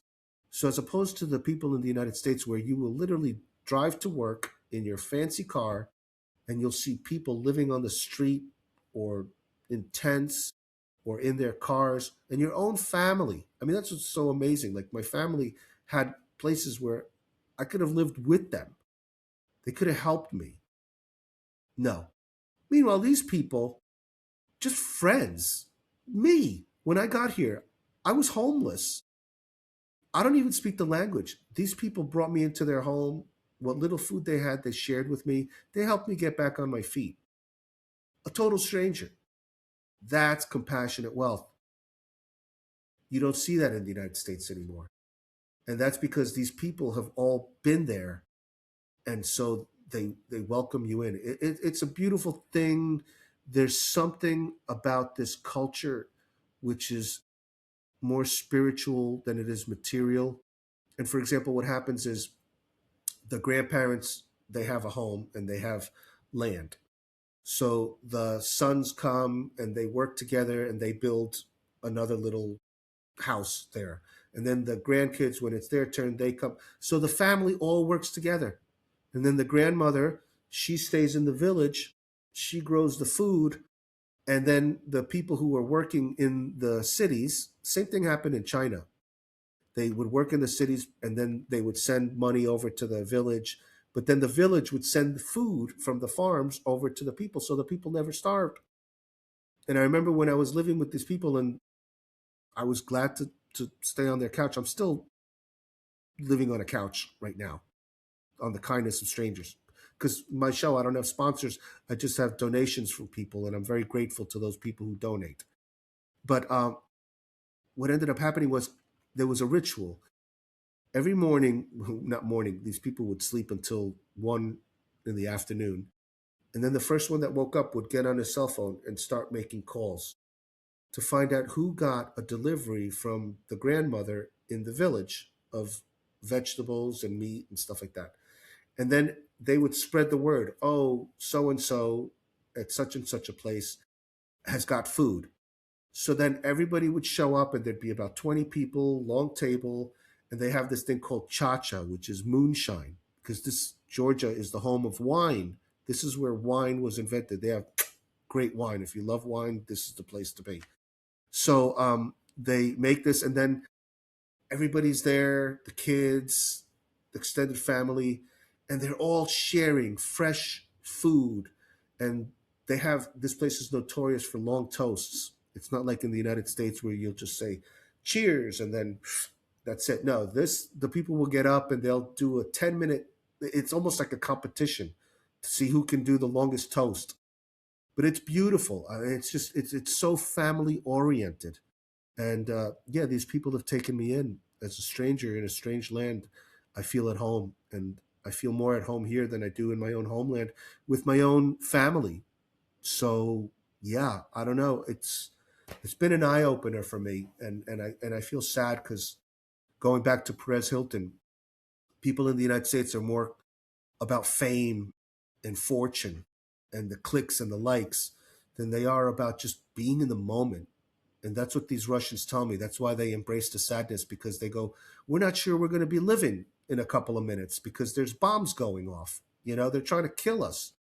So I'm just happy to be alive now. And that's what I experience day to day. It's a beautiful thing to be in the moment. You're making me think of the saying "memento mori." I think actually, the more you recognize that everything is temporary, right? I mean, everything you own will eventually either be thrown away or inherited by somebody, whether they appreciate it or not. Um, everything you know will eventually fade at some time horizon. Maybe the home you live in will eventually be bulldozed into some, I don't know, data center of the future or whatever. You may also make me think of over here in the States. I really don't know most of my neighbors. I've talked to one gentleman next to me. He's really cool. The guy across the street from me is in another world mentally, and then the guy next to me, I don't really interact with here and there, but beyond that, no, there's no get together. I heard in like the 70s and before whatever, people would do these neighborhood parties or people would get together. I mean, I've never experienced that at all. And you mentioned about people overseas, and especially some of these more developing parts of the world. Yeah, people are more. There's more humanity there. I think the entertainment industry has done a really great job of divorcing people from that spiritual side. And what's funny is I've become very interested in religion and spirituality and the like from doing this. And I never thought I'd be into this stuff or be aware of it, so to speak. It's simply because, well, who's running the show? Well, they're tapping into something that's beyond the human plane. Okay, well, obviously there's something good that's beyond the human plane too. So then you start, and I think, and you go on Instagram right now. I mean, I can go on Instagram on my phone right now, and it's all these people I know down south, and all these models, and they're posing and doing this image or that, and it's definitely a far cry. But I tell you what, here's what I think is, I think plus around 2030, I think you're going to have some type of reset. I don't know if it's going to be a multi-pronged poly-crisis war that's been expanded, draft, which I think they'll probably do a ground invasion. And I think there'll probably be an invasion of Taiwan, would be my guess, as all part of the kayfabe. That basically, that is when there'll be a reset. I think in society. I guess I'll share this for what it's worth. I have, I know we're going off. How are you on time? I haven't asked you that. We just started recording live. I am fine. So we're all Okay. good. Yeah. Okay. Did you say you just started recording? Was everything else still recorded or no? No, we're recording live. I'm saying that I just started recording, but usually I ask guests in advance, what your timeline is. If you, we're definitely recording here. Yeah.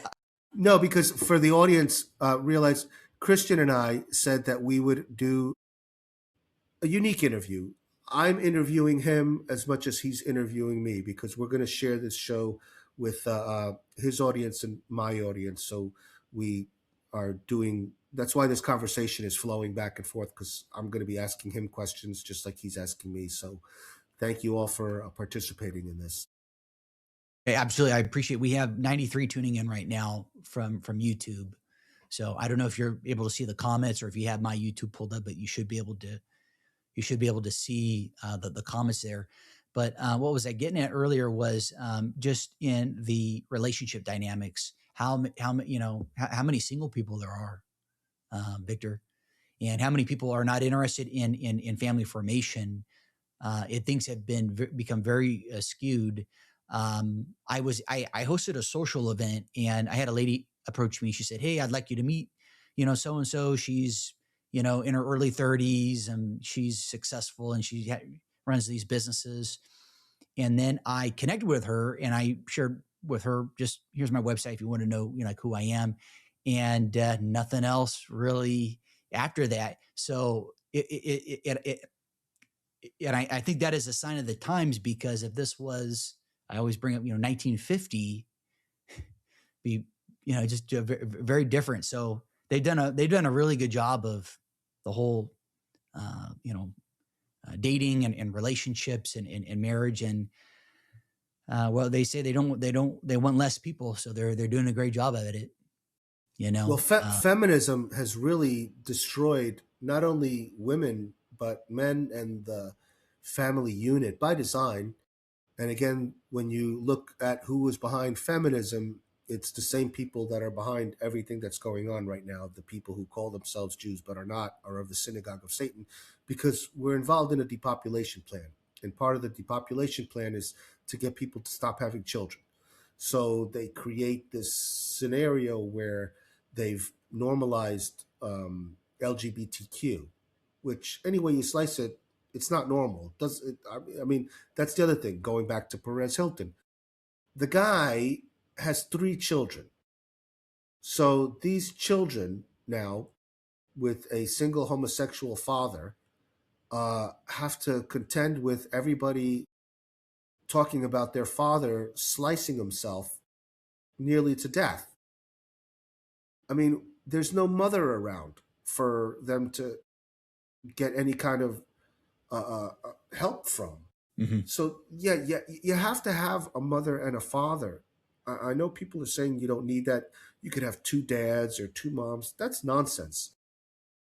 The other thing people don't understand, and on my channel, I call it like it is. You're a kid. You're 5 years old. Your bedroom is next to your parents' bedroom. Your father, one is the pitcher, the other one's the catcher. If you watch the video of Perez Hilton, he's moaning and groaning in ecstasy over stabbing himself thousands, hundreds of times. I don't know, a lot. So you're a kid, you're 5 years old, and you're listening to your father getting reamed, booty busted, I don't know, whatever you want to cornholed, whatever description you want to have. That's not normal. It's not. Because then the next morning you wake up and you see them both at breakfast, and one of them is, with his hand all like flailing, and he's like, "Oh my God, I hope I wasn't too loud." And the kid's like, like, what's going on? I mean, it's bad enough if a kid walks into his mother and father having sex, but you're gonna walk into it's it's crazy. And then the other thing is, I notice about 70% of the people now have tattoos. And nobody warns people that the tattoos, just like the vaping, there's no regulation on that. Like, the ink actually gives you cancer. I have You heard could that. look it That's up. funny you brought that up, because I was going to bring that up too just now. I have heard that. Yeah. Yeah, you could look it up. There's no regulation on it. The other thing is, that's a blood ritual. So if the person that is doing your tattoo is into the black magic or the black arts, while you're lying there, allowing him to get your blood, because that's what it is, he could be saying satanic prayers and putting that into you. Turns out a lot of people who have had tattoos, after the tattoos, they say they have nightmares. They say they have like strange things going on with them. Also, places are energy. I know this because I've performed on stages where legends have performed, everything from Coldplay to the Rolling Stones to you name it. I used to be a performer. I have synesthesia. I founded the modern art music movement. So I used to perform on stage from New York to LA with famous bands like the Goo Goo Dolls and members of Cheap Trick and the Doobie Brothers and stuff. So there's energy. You get a tattoo at a place where there's been a murder or some bad energy in that place, because there's certain tattoo parlors that advertise that they're haunted. And some people think, oh, it's cool. I'm going to go get my tattoo at a haunted place. Good God, you're doing a ritual, and then these dark entities enter you because that's a blood ritual there. So these people, they don't realize the consequences of this. And then the other thing is, I'm noticing it's like this weird trend. They just get these like little things put on their arms. So I'll see these women or men, and they've just got like a word here and then like a scratch there. Like it's not even pretty. I look at it and I'm going, wow, that person looks like they have a tumor. And then I look closer, I go, oh, that's a tattoo. So I'm like, okay, I'm not going to get involved with this woman because this woman obviously has like mental issues. Because who does that? Like, who goes somewhere and then has a total stranger start doing a blood ritual on them, doesn't check for the whatever is in that ink, which gives them. It's just there's so many people who are suicidal right now, and then they advertise it. You know, here, look at my arm. I'm like filled up with tattoos, and then they don't realize you may get old someday. I don't know if you've ever seen an old person with tattoos, but it's not attractive. So it's like, what the hell, man? It's so hard now for normal people to get together. They're few and far between. Well, you're also making me think of a lot of these singers. I'm thinking of big name singers on stage doing occult rituals with the whole crowd and the whole audience. People have no clue. I'll share again when I was living down south in Orange County. I had a buddy. I have a buddy of mine. He lives in like Palm Desert area. He's a physician, and he's kind of into music, I think, a little bit, and he was playing a song, kind of listening to it, and I didn't think anything of it at the time, but it was that Sam Smith, and and I didn't put it together until later on when I watched the music video, or that little Nas. I don't know if you've seen some of his videos, way out there. You know what's so funny is YouTube and all these other platforms, they will ban people for talking truth and talking about things, but they'll have crap as in what these people are playing. And I would love, I wish I could probably pull it up here for the audience, but they know what I'm talking about. Look up Lil Nas. There's one where he's in prison, and of course there's one where he's lap dancing on the devil, and then there is obviously Sam Smith, and in his videos, it just blows my mind, and people reading consume. It's yeah, they're yeah, Hollywood. I guess Holly is Druidic. I guess that is the tree they would use for their spell casting or whatever. Yeah, they're black magic. There is even a recording software. I had a hiccup with what was it called? It was called I use CapCut to like edit my videos, and there was a hiccup one day where I wasn't able to do it. So I started looking at other providers I could use, and I came across one. I didn't. This is before I realized Black Magic, the name of it, but it's literally called Black Magic. It's literally called Black Magic.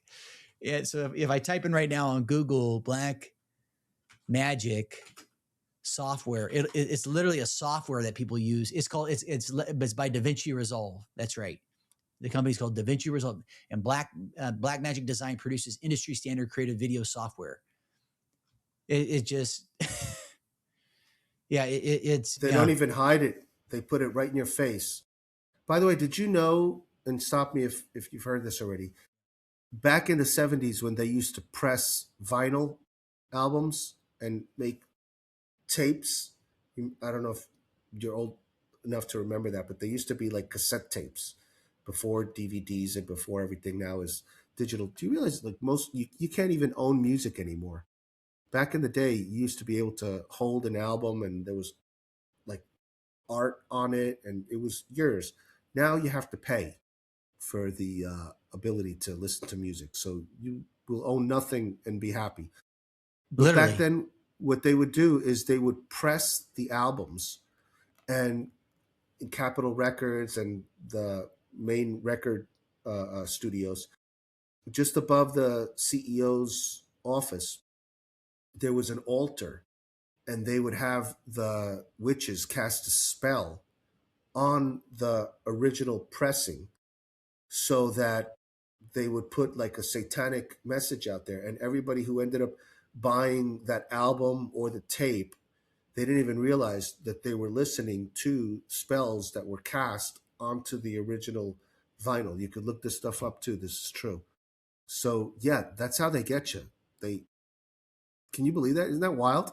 I'm not surprised. It's the same thing I've heard with frequency, how, different frequencies has the ability to heal people. That's also how I've heard how they are able to kill people, remotely and things. I guess if you, right, because they say, we're all energy, vibration, frequency, that if you match the frequency of the disease, like cancer or fast acting, whatever, that's how they can off people. And so with the frequency, I've heard how they, in the music industry, how they tweak things, right? Certain frequencies can have healing properties, others can, I guess, not. So it is, yeah, it's interesting what they've done. I'm trying to think of what else I was got a comment on here. I took down, I have a bunch of notes here on my, on my screen here. Where's the, let me get the book here. What was I? Yeah, Johnny Cerrucci. Have you had him on? Do you know who he is or no? Yeah, that's funny. Johnny Cerrucci, and again, I have nothing like personal against these people, Oh, got it. Got it. Okay. but Okay. but I'm not afraid to call it out. Okay, so Johnny Cerrucci comes on my show, and he wants to debate Jim Rizzoli. So I volunteered to be the moderator for this debate. And what happens is Giovanni Cerrucci, it's never the Jews, it's always the Jesuits. It's the Jesuits, it's the Jesuits, it's the Jesuits. That's fine. Jim Rizzoli was telling him a fact that the number of so-called Holocaust survivors, there's been billions of dollars paid out, and there's more Holocaust survivors alive now than ever, which doesn't even make any sense. It's a scam. Giovanni Cerrucci didn't realize, and you could go on my channel and you could see it because an astute viewer caught it. While Jim Rizzoli is telling him, hey, listen, the amount of money that's paid was in the billions of dollars, Giovanni Cerrucci pulled it up on the internet, and it literally showed the amount that Jim Rizzoli was correct. He didn't realize that people could see the screen. And he's over there telling Jim Rizzoli that, no, you're wrong. That's not true. That's not true. I didn't catch it until afterwards, because it turns out that when I did the live stream, I couldn't see what was on Giovanni Cerrucci's screen. He was filming it on his side, and then he made the mistake of, instead of uploading my show, which didn't show that he was being deceptive, knowingly deceptive, he uploaded it on his channel, and somebody who watched the show live on my channel ended up seeing the replay on Giovanni's, and he's like, holy cow, he knew the whole time that Jim Rizzoli was right. He had the information right there in front of him, and he lied to me, to Jim Rizzoli, to our audience with a straight face. So again, and the same thing with Jeff Berwick and Max Egan and all these guys. I like these guys, but if you're going to come and start lying to my audience on purpose, I owe it to my audience to call these people out. Again, if I saw Giovanni Cerrucci, I'd have a drink with him. But dude, like, you got busted. You got busted lying. And there's no way you can deny that because the evidence is right there. So it was funny because I noticed that he was on your show, and you've also had other, and again, Max I Egan. have, I've had Jeff Berwick. and you've had some guy named Joaquim Hagopian, and I'm like, oh my god, both of us are having all these like people who are, at the very least, you got to doubt their credibility. Okay, I'm not saying, I'm just saying, like, beware who you trust, is all I'm saying. Because Joaquin Hagopian came on my show a number of times, and then because again these guys are all like aligned, so what happens is he wants to sell his books and stuff like that, so he has to go on Jim Fetzer's show. So Jim Fetzer starts telling people that I'm 87 years old with a straight face. This guy's like supposedly he's been on so many shows and everybody trusts what he says. I'm not 87 years old. He says that the reason I'm 87 and look this good is because I've had several Botox and facelifts. I'm like, what the hell? Where does he get this from? I mean, I could see if he was joking, but he's dead serious. He's never retracted that. And then he also claims that I am a stolen valor, that I was never active duty, that I was never an officer of the Navy, that I'm actually using a green screen to film here near the A border with green Russia. screen. Oh my Yeah, God. that somehow I'm paying all the people that I film on the streets here, which are like thousands of people, that I'm paying them all to be part of this, I don't know, this ruse that I'm doing. And I'm like, wow. And then the thing is, they have loyal followers. Again, that's why I'm saying I'm pointing out the danger of this stuff, because some people, it's like a cult. You know, some people are like, oh no, I'm a Jim Fetzer fan, or oh, I'm a Giovanni Cerrucci fan, or oh, I'm a Dollar Vigilante fan. It's like, okay, listen, that's hero worship. Be careful who you trust. That's all I'm saying. Some of these people, either knowingly or unknowingly, I've showed them the evidence. I'm not a stolen valor. I was an officer. I was active duty. I am a veteran. And yet you continue to perpetuate this lie. They're even spreading the lie that supposedly I have like a 76-page rap sheet. And Jim Fetzer admitted that he couldn't release the rap sheet because the Florida State Police said that's not real. It's a fake rap sheet. Like people just make shit up. But Joaquin Hagopian is there telling people, oh yeah, Victor's this and Victor's that. I'm like, wow, man, how can you like, doesn't integrity and credibility count for something? So then when I see them on other people's shows and I see these guys like grifting and stuff like that and just shilling and going on other people's shows, I'm like, wow, either they're unaware that these people are full of crap or they're in on it. So when I saw that some of these people were on, and like I said, I've had them on my show too. Sure. But Yeah. once I find out that these people are just like lying to my audience, I invite them back, like Jeff Berwick and these others. I'm like, hey man, listen, I got too many people in my audience sending me proof that there's something suspicious between your relationship with Stu Peters, especially since Stu Peters is totally promoting this Christopher Key guy who's like crazy. It ruins your credibility. That's and right now more than ever, we need to have credibility because everybody's lying. And I'm distancing myself from these liars. That's all. And yeah, I know it makes it more difficult because I can't have these people on my show because they don't want to come on my show because they're afraid that I'll call them out. But that's okay because I do solo shows sometimes. I can talk, as you can see, I can talk for hours. So I don't really need. If you want to come on my show, that's great. You got something to plug, fantastic. But if you don't want to come on my show because I'm not going to let you lie to my audience, then you know what? Go on somebody else's show. I don't need that. But Michael Yon, he's a good guy. That's why I see that you've had, and I'm looking to have him back on my show. I've had some great, like I'd say 95% of the people that come on my show are upstanding and are good people. But there's that 5% that muddies the water, and that's where you have to use your judgment and doubt everything I say and everything my guests say. And so that's all. That's all I'm getting at. It's nothing personal with these people. So yeah, I actually pulled out of Liverpulco. Jeff Berwick invited me to do a presentation at Liverpulco, but then because I was warning him about Ray Vahey, who's the CEO of BitChute. BitChute is supposed to be a free speech platform. I did a presentation at Anarchapulco 2026, and I was warning them. I said, listen, Ray Vahey is running around telling people he was on Stu Peters' show at Anarchapulco. He says, oh, if you find out that I've censored you or shadow banned you or blocked your videos, I'll give you $10,000 because we don't do that here. So I was like, oh, okay. I sent them quite literally the proof, the evidence. You've blocked all these videos. He turns out he's friends with Dustin Nemos, who goes publicly. That's the problem with these people. They brag. Dustin Nemos is telling everybody, oh, I'm friends with Ray Vahey. I'm going to email him and tell him to take down the videos that Victor Hugo posted of me, in my own words, admitting that I was a government informant, that I'm an intelligence asset, and that I'm a pedophile. So I'm like, but wait a minute, that's him in his own words on an X space saying this. Why did you block that? Crickets from Ray Vahey. And now all of a sudden, Max Egan and Jeff Berwick and everybody's all, even SGT, they're like, oh my God, I can't believe Laura Loomer's on the board of advisors on BitChute. Yeah, I've been telling you guys this for the longest time. Are you not paying attention?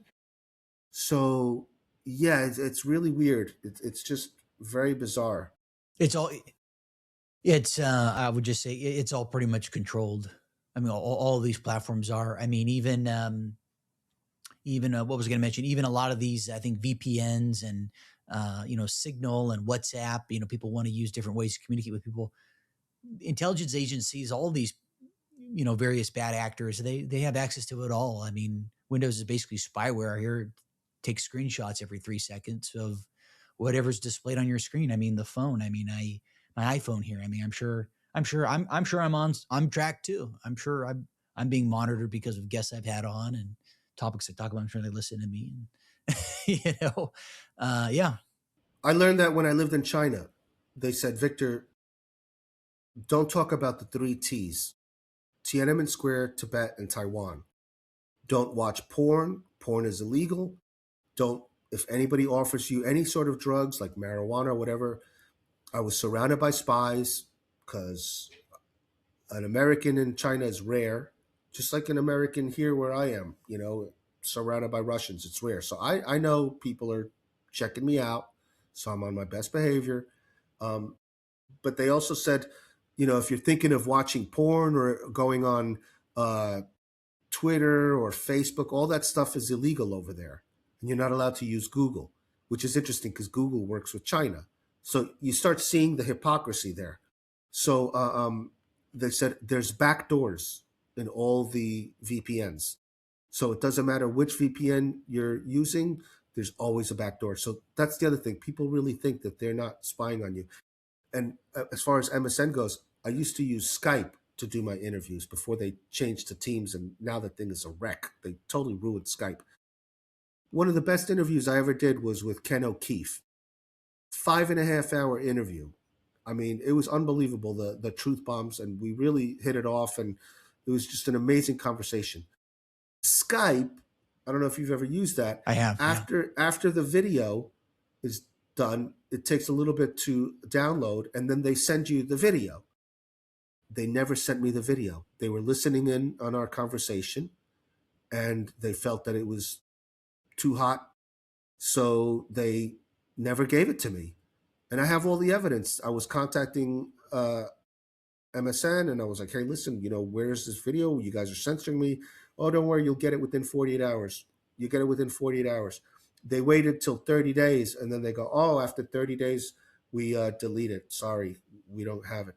And Ken O'Keefe says, don't worry, Victor. I've been censored before. So that's when I realized that, yeah, even these videos that we're doing now, if they don't want you to have it, you won't have it. So, yeah, I don't know how we get away with the things that I think it's because we don't have the large platforms like these people do. Yeah. Yeah.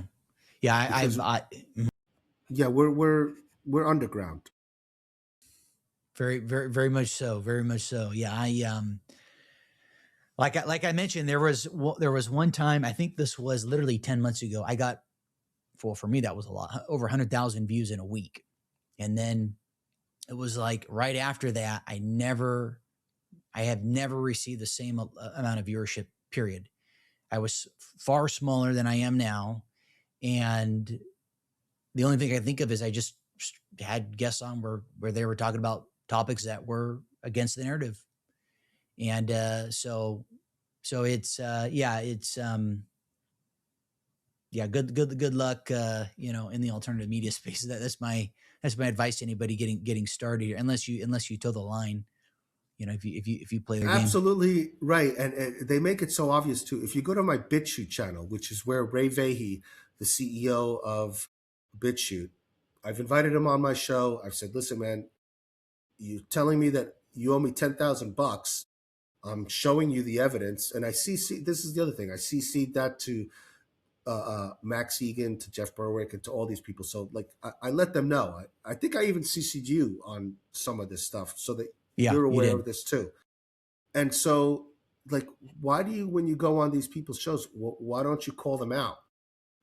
That's the whole thing. We can't be afraid to call people out. I invite people on my show to call me out when people say, "Oh, Victor, you're a Jew." I'm like, okay, come prove that I'm a Jew. I mean, I was born and raised Roman Catholic. I was baptized. I did my confession, my confirmation, my communion, but somehow I'm a Jew. Okay. Oh, they say because I have a Kabbalah string.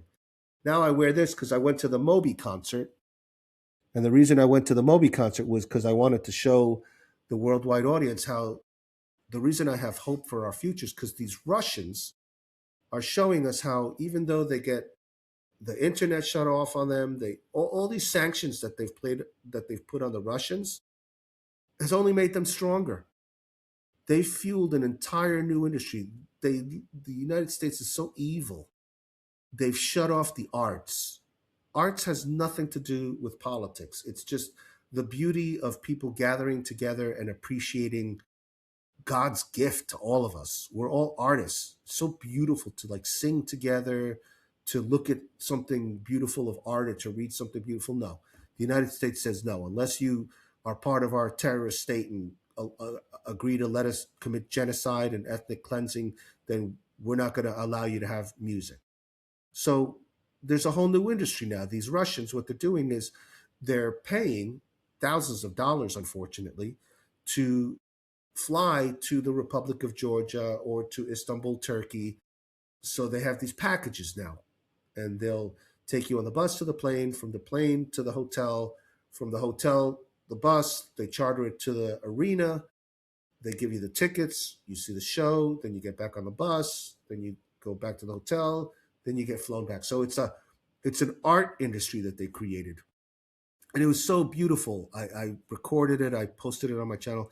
I wanted people to see how where there's a will, there's a way. And you will not stop the arts. And artists will save the world because they've been saving the world since the beginning. When you see the paintings in the caves in France, when you see the Sistine Chapel, when you see that, that's artists communicating to future generations to let them know, you know what, this is what it was like when I was alive. And that's what I think you and I and others who are in this realm, because I do believe it's an art, this new art form, this podcasting, whatever you want to call it. Um, yeah, we're leaving this digitally for future generations to understand how we got to this moment in time. And yeah, it's so sad. They try to censor all this stuff in Russia, but it's not working. It's just not working. And I'm glad to see that because really, America's an amazing place. And we shouldn't hold that beauty of America from other countries because they really do love us. They love the American people, but they know that we're being controlled by psychopaths and pedophiles. And they're waiting for us to wake up to that because once we wake up to that, we will be free. Why are we allowing ourselves to be led by the Epstein class? It's ridiculous. Yeah, it blows my mind. There's no talk of that anymore. Anything of that nature. I'm trying to think of what else is going to add here. Well, were there any other topics that you wanted to touch on in light of time? Yeah, the reason why I wear this is because I goof on the trolls and Hmm. the people out there who like they make videos about me being a Kabbalah guy because when I was with the modern art music movement, I had a manager and she was like, "Listen, I want you to do a show with Madonna," and Madonna happens to go to the Kabbalah Center in Boca Raton, so I want to introduce you to Madonna so that you can maybe do a modern art music movement with her. So I was like, "Okay, cool." So I went to the Kabbalah Center in Boca Raton. Madonna didn't show up, but turns out all these other high level Jews were there, what people don't understand is, like, I can't just run around just because I see Jews like they're vampires and stuff, and I gotta be like, putting a cross and going, "Oh, you're a Jew, you're a Jew." It's like, no, they were super nice to me, and they were very kind to me, and they wrapped what's called a Kabbalah string around me, and they said, "Oh, look, this will protect you from, I don't know, whatever evils is out there." And they said prayers on it and everything. They said, "Don't take it off. Let it fall off naturally." So I did. And then, of course, there's photos of me taken, and there's photos of me wearing a Kabbalah string. I'm not denying it, but once it fell off, that's it. I'm not a Kabbalist, but now you should see they got me. They got me in with all the other people, from Tucker Carlson to God knows how many other people. But what these people don't understand is, when you're in this arena as a public figure, which I am, I meet all sorts of people. I take pictures with all sorts of people. I mean, if these people turn out to be serial killers and stuff like that, that doesn't mean I'm like condoning that behavior. I don't know who these people are. They come up to me, "Hey, can I take a picture with you?" Yeah, okay, cool. Smile, cheese. So yeah, these people, it's just insane. But I appreciate the free publicity, because yeah, there's all sorts of videos of me out there. Apparently, I'm a Jew now. So, and I'm a Mossad agent. So there you go. Thank you. It's yeah, it's funny, all the stuff that's out there. Hearing people's different take on things, so to speak. Trying to think of what else I wanted to cover here. I'm pulling up. I have X pulled up here, and then I have YouTube. I'll have to look at the eerie sounds of Saturn. There's a clip up, so I'll have to listen to You want that. to you want to play that for your audience? Let me see. Let me see. Okay, here. Because that is trippy, man. That is like really creepy. Okay, let me try this out here real quick. Let's do. What was I going to type in? Oh, I know what I want to do. Let's go here. Thanks for everyone tuning in and watching. By the way, just want to wanted to acknowledge everybody. Let me go to this. I'm going to test this out. The live stream. Looking at going through the comments here. There's a bunch of comments. Okay, let me go to YouTube. Let's see. Okay, type it in here real quick. Okay, here we go. And then what was I going to send you? Oh yeah, I'll have to send that 2015 thing here. Let me do share. I'm going to do. I think this is it. Okay. You can share the screen. Yeah, 1 second here. I'm just. Let me. Okay, here I'll just share it here. That's fine. Okay, can you guys? Wow. Can everyone in the audience see my screen? Let me. Yeah, okay. Totally. Okay, I don't know if you guys are going to be able to hear it though. So. Yeah. Can you guys hear that? Yeah. You can hear it? Okay, here. Yep. Let me turn it up here a bit.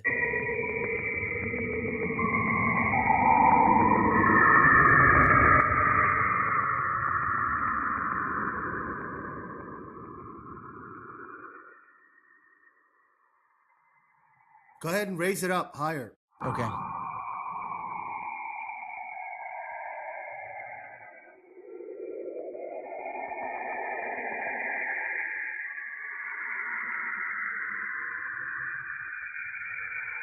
Kind of loud for me, so I'm taking out my earbuds.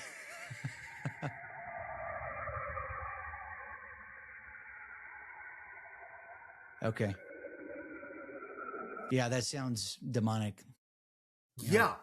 So it turns out that there's a lot of stuff on Saturn that apparently some people think that's hell. Mm-hmm. And that black cube seems to have something to do with it. And it's the Lucis Trust. And if you go to the United Nations in New York, which I've been to, Mm-hmm. they have one chapel there, and it's for the Lucis Trust, for Lucifer. Because the one world religion that they're looking to create is the Luciferian religion. That's 100%. also in writing. Do you want to play the thing with Perez Hilton? I don't know if you'll get. Yeah. Let me pull up your Rumble here real quick. I just had it up here. Let me see. Oh, yeah. Okay. The stunning thing is, at the end, people jump onto his TikTok, and one guy says something that is just hilarious. It's not a funny thing, but it's Hmm. just he's astute. He says, "Man, the water in Florida, get out of there. There's something wrong with the water there." And he's right, though. They are putting things in the water that is not only making men effeminate and gay, but also causing people to go crazy. So even though he may have sounded like he was kidding and stuff like that, I know a lot of people think this is conspiracy theory, but yeah, they're putting stuff in the water that's not cool. Yeah, that's why I just recently switched to a reverse osmosis system. I got it for like $230, and I hooked it up, had it hooked up into my main kitchen area there. So anything water I drink, even the pets now, it's just it's got to be completely cleansed. They're definitely trying to poison us in a lot of different ways. I know it sounds so cuckoo for some people. Some people, when they hear this or when they hear me say it, it sounds crazy. But yeah, I mean, they did this shit. The Nazis did this stuff with some of their prisoners, and the Soviets did. So anyhow, yeah, it's you gotta love it here. Let me pull up. Let me check here. Okay, cool. Let me do share screen, and then here we go. Let's make sure here. Okay, cool. Well, can you guys see it? Yeah, Two. Okay, cool. I'm gonna play it. Let me know if it's too Yeah, low. I'm a fucking parasite loser. You can hear it. yeah, Okay. Oh.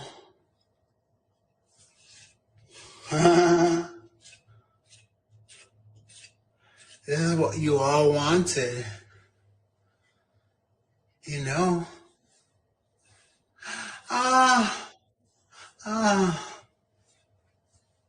ah.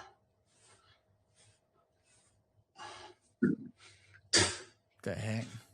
Guy looks like something out of the Grinch. Water probably not good. Okay. yeah. Right The guy there. comes Guy in. at the end nailed it. He says, "You got to get out of Florida. The water's not good." Yes. Oh my gosh. Yeah, I'm pulling it up here. Let me. Yeah, Yeah, this guy looks like something out of Dr. Seuss book. Um, yeah. wow. It's a horror movie, and like he's an influencer. Yeah. That's why I'm telling people beware who you trust. So a lot of people are going to be hoping to get some likes and become famous by cutting themselves like this. This is not good. You've seen that, yeah, Ariana Grande, of course, all of her videos. I mean, all the Yeah, yeah, here's one here. absolutely. I'll share. Let's see if I can. Let me share this here. Hope you, let me go share screen. I'm gonna go to X here. Here we go. Oh my God. Back. Hey, Ariana Grande here, founder of Ariam Beauty, and this is what's in my bag. Check it out. Today I'm just thinking of doing a grocery run, and I just wanted to show you some of my essentials for my everyday bag. Of course, I have Miss Mercury highlighter. This is a brand new one. It's gorgeous. Best highlight in the entire world. And my lip combo today, since I know you're all wondering, I did a layer of our Blur butter and velvet wine. Love. Sometimes I like to layer my lip products. Delicious. Yeah, she's definitely MK Ultra. That's for sure. Yeah, what a All yeah, shame. yeah. What a shame. These people, they're glamorizing horror, but I think part of why they're doing that is because they're trying to get the people in the United States and in Europe used to the fact that the war is coming to your neighborhood. And so they want to get you used to the horrors of seeing uh, people disembodied and disemboweled, because when a bomb goes off, there's guts everywhere, there's heads flying, arms flying, legs flying. So they're trying to normalize that, and they're trying to get you to be numb. Because, yeah, unfortunately, I witnessed it myself when Biden and Alejandro Mayorkas and the U.S. military opened the borders. They allowed people, I was seeing them, they were terrorists. They were admitting to me that they were terrorists and that Biden sent them. And I was like, whoa, holy cow. I was trying to warn people in the US. Anyway, there's a bunch of sleeper cells there now. You notice ICE is only getting rid of people that are not terrorists. They don't want to get rid of the terrorists because the terrorists are the useful idiots that they're going to use to be able to impose martial law. So yeah, it's all part of the game. They're all involved with this. It's really sad. I don't mean to scare people, but Yeah. you got to wake up. It's I'm trying to think what else I was going to add here. There's so much great content on X. You know, obviously you got to be able to filter the stuff out, but there's a lot. All I do is I just bookmark it and I take a look at it. Here's another. Well, let me make sure I'm not or whatever. Okay, I'm sharing this shit live, so so it's showing whatever my stuff. Okay, can people see the X? I know people can see it. I was gonna reach out to this lady because she seemed The Talmud and the Kabbalah are satanic. The Babylonian Talmud. Is that Yes, what it is? yes. Okay. Those are satanic cults. And are those satanic cults controlled or were they created by these ancient Iranian bloodlines? Yes, they were. Please They were. expand. For instance, the Aldo Brandini is one of the ancient Iranian bloodlines. It's a famous Italian family. And Al is da, Dob is devil, Dini. The people of the devil. Yeah, the people of the devil. Wow. So they're definitely satanic. They're proud of it. They're open about it.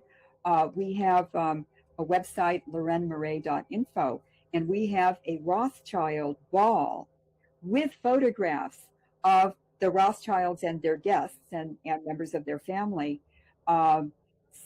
doing satanic practices. This is the masked ball photos? The masked ball. And by the way, they're called Venetian masks, aren't they? Yes, they are. Right. Yes. Okay, anyhow.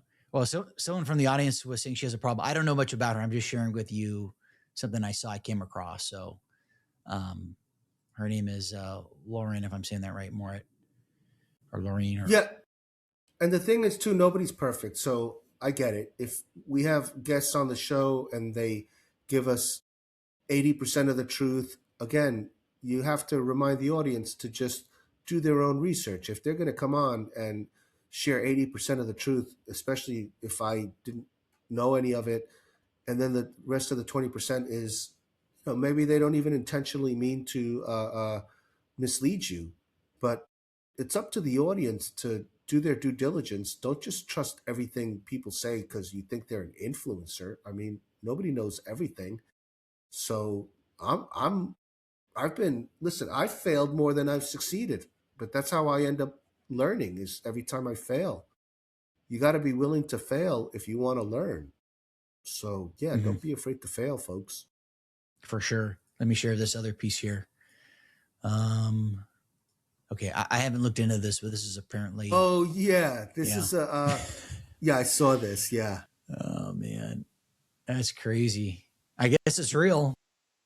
Well, it's actually a joke. Oh, but okay. It may be real someday. They got this. It. Okay. Yeah. So yeah, this is like something that could be with the chainsaw, and you can change it around, and then the horns and everything. Yeah.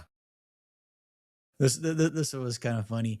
There was another video I wanted to share. It was Lindsey Graham. Someone had a video up. It was, I have my phone off here because I usually have my phone off when I'm interviewing people, but it was Lindsey Graham. I don't know, I have to look for it here real quick, but it was Lindsey Graham jumping out of a coffin. Yeah. Did you see that one? Yeah. That's oh funny. My gosh.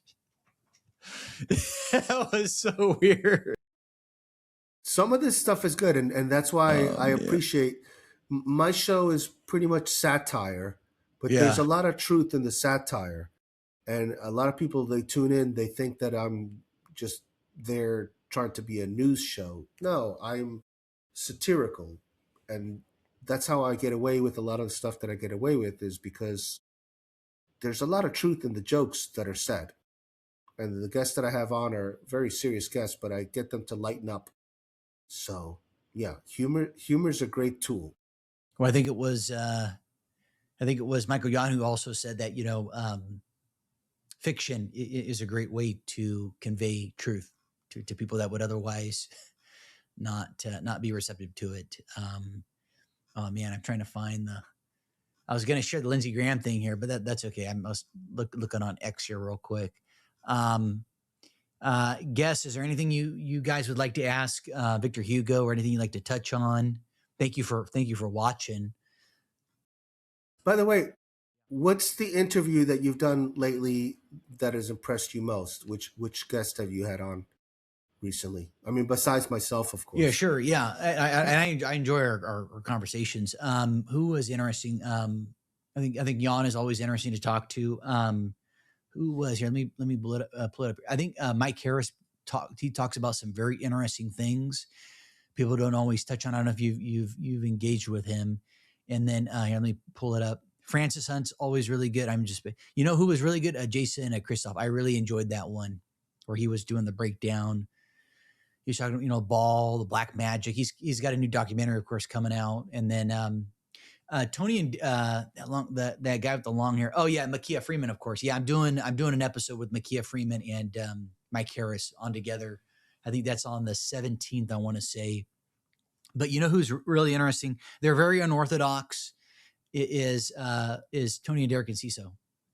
And yeah, they're yeah, you should. They're really into finance, esoteric topics, and I mean they're cover a lot of interesting stuff. I mean, whether people want to agree with them or not, they're pretty interesting to listen to. And then Max Lowen, of course. Max Lowen. Remind me, you've met her, right? Or No. okay, There's some guests I'll have to look into. Oh, Max is very interesting to listen to. Very, very, very interesting. She talks about the underground chambers, the Jesuit, the mind control, right? How they started prenatal, how they started doing the mind control, and I've heard that from other people. Yeah, it's fascinating. I think that is about it. Yeah, no, I really enjoyed it. I'm just looking at what else I wanted to touch on here. Okay, yeah, I think that's about it. Anything else from the chat? I'll give people, if anyone wants to ask questions, we'll wait a moment or two to have people share it. Yeah. Dave Johnson is right. Humor is the enemy of evil people. When we laugh at them, it defeats them.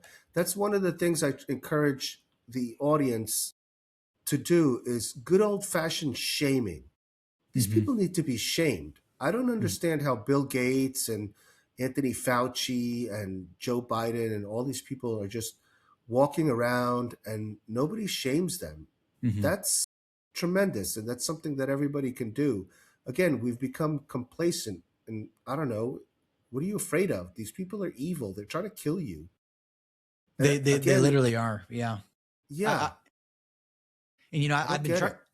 Oh, for sure. I didn't mean to cut you off. I was going to share. I have been trying to look up old books. What I want to start doing is collecting old books. Buying them or what have you.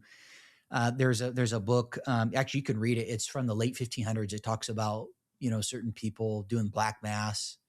So I was kind of reading about. I mean, I don't speak French. I'd have to use AI to convert it. But yeah, there's just so much. There's so much information. But Edith Miller. Check out that. Yeah, Edith Starr Miller, Lady Queenborough. That's an interesting one. Hey, so it's interesting. People are saying, when are you going to take the condom off the live stream screen? It looks from our end clear as day. So you're blurry to me. So using Riverside, it is blurry. I think it's the streaming. I think because it has to convert the video into a live stream format. That's why it makes it look blurry. Wow. Yeah. Okay. So when we're done, if afterwards you can send me the MP4, you can maybe use WeTransfer to do that. For sure. Let's see if the video comes out clear, because it's clear as day. You're super clear on my end, and I'm clear as well. I just think it's funny that I'm blurred. Oh, wow. Jan Not Asleep is here. People are asking if Perez Hilton is... I don't think so. Is connected to Paris Hilton. I know the Hiltons are satanic, I've heard. I was listening to J.R. Sweet. He was mentioning how Paris was part of some type of hunting party, like a victim or whatever. Yeah. You almost got to feel bad for these people. Like when I heard Nathan Reynolds' story, wow, he was a child assassin.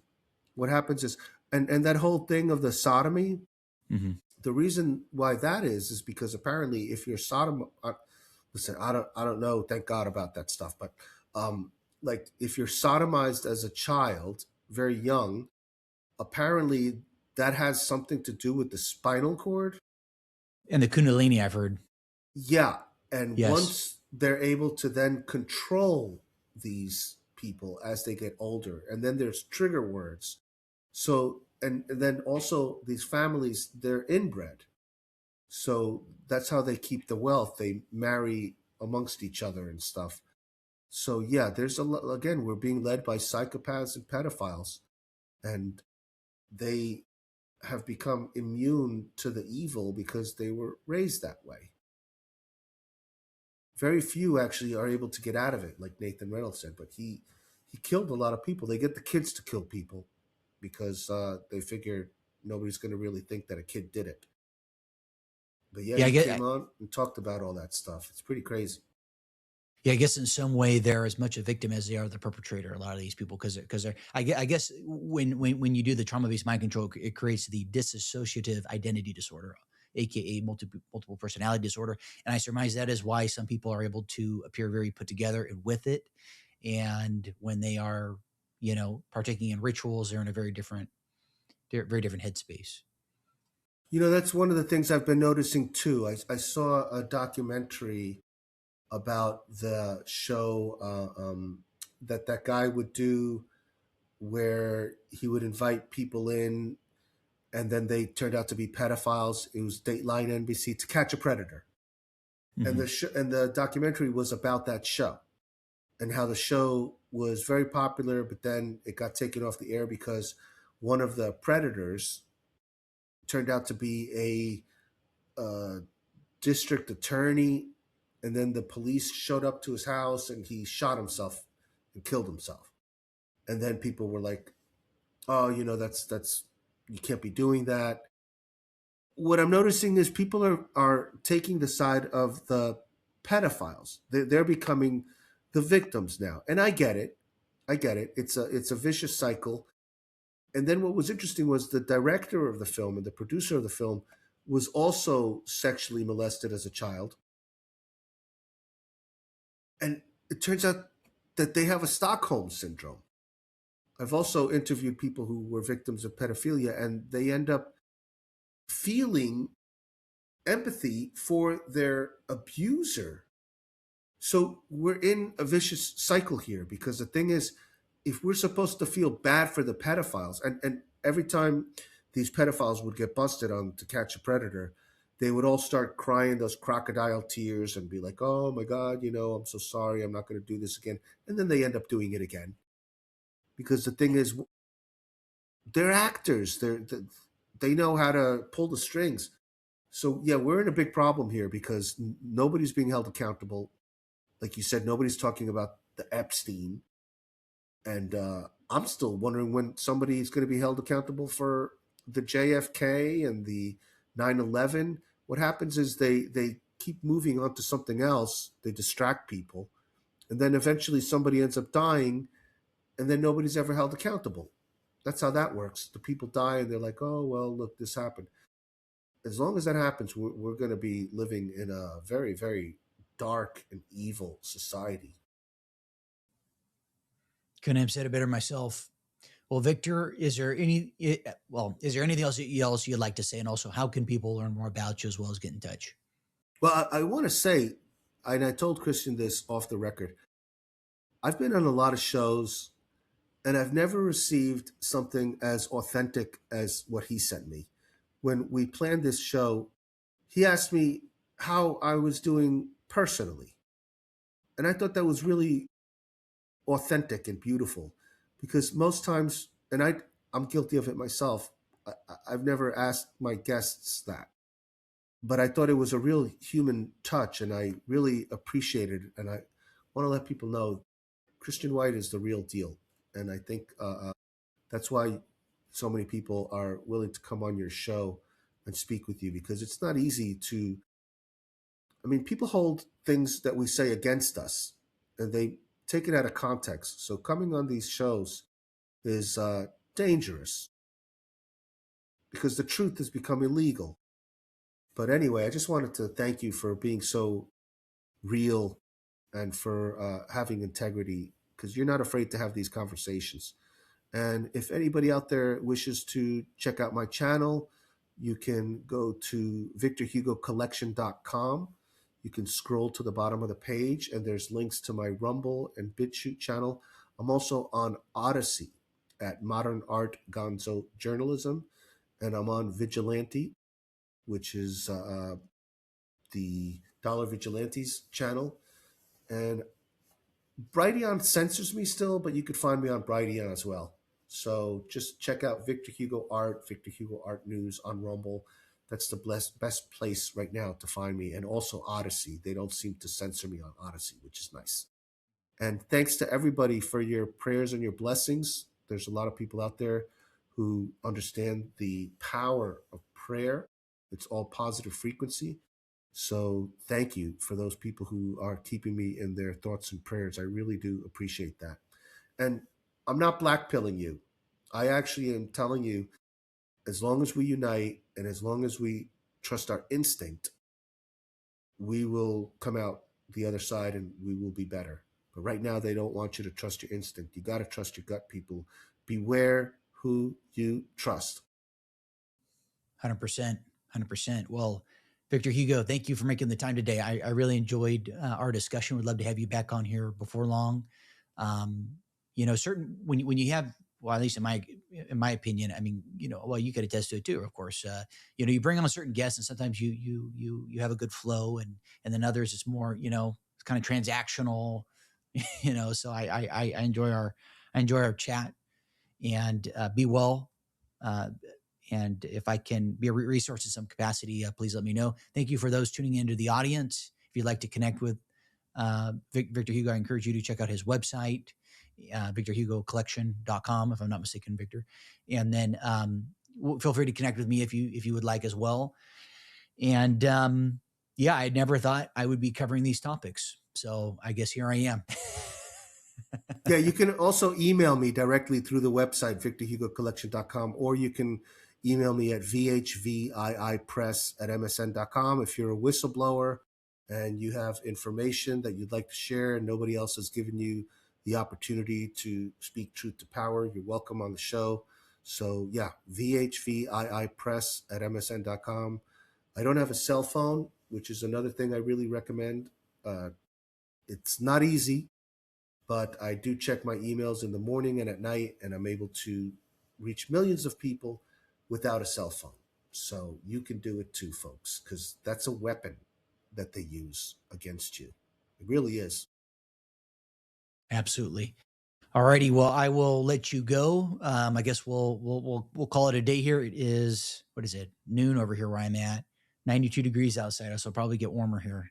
But it is early in the morning for you, if I'm not mistaken. So actually, it's 11 p.m. where I am. So I'm an hour away from Saturday. And tomorrow, Saturday, I got invited to a barbecue with, they say, a lot of hot Russian chicks. So I'm looking forward to that. There you go. All righty. You take care. Maybe I'll visit you one of these days. Yeah, you're always welcome, man. I'm gonna do a solo trip to Europe, just under an alias. Yes, I'm actually in Eurasia. That's right. It's not part of the EU. This is a really special place in the world. It's nestled in between the Caucasus Mountains and the Black Sea, which makes it a safe haven, by the way, because even if there's a nuclear war, we have the Caucasus Mountains that protects us, and the Black Sea. If we run out of food, I can always just go fishing. So yeah, this is a safe haven in the middle of war-torn areas. It's just really unbelievable. You're right next to Armenia. Yep. Yeah. Yep. My great grandmother was from there. So okay, yeah, yep. Great people. All right, everybody. All righty, you guys. God take bless care. you all. Take care. Be well. Cheers. See ya. Bye.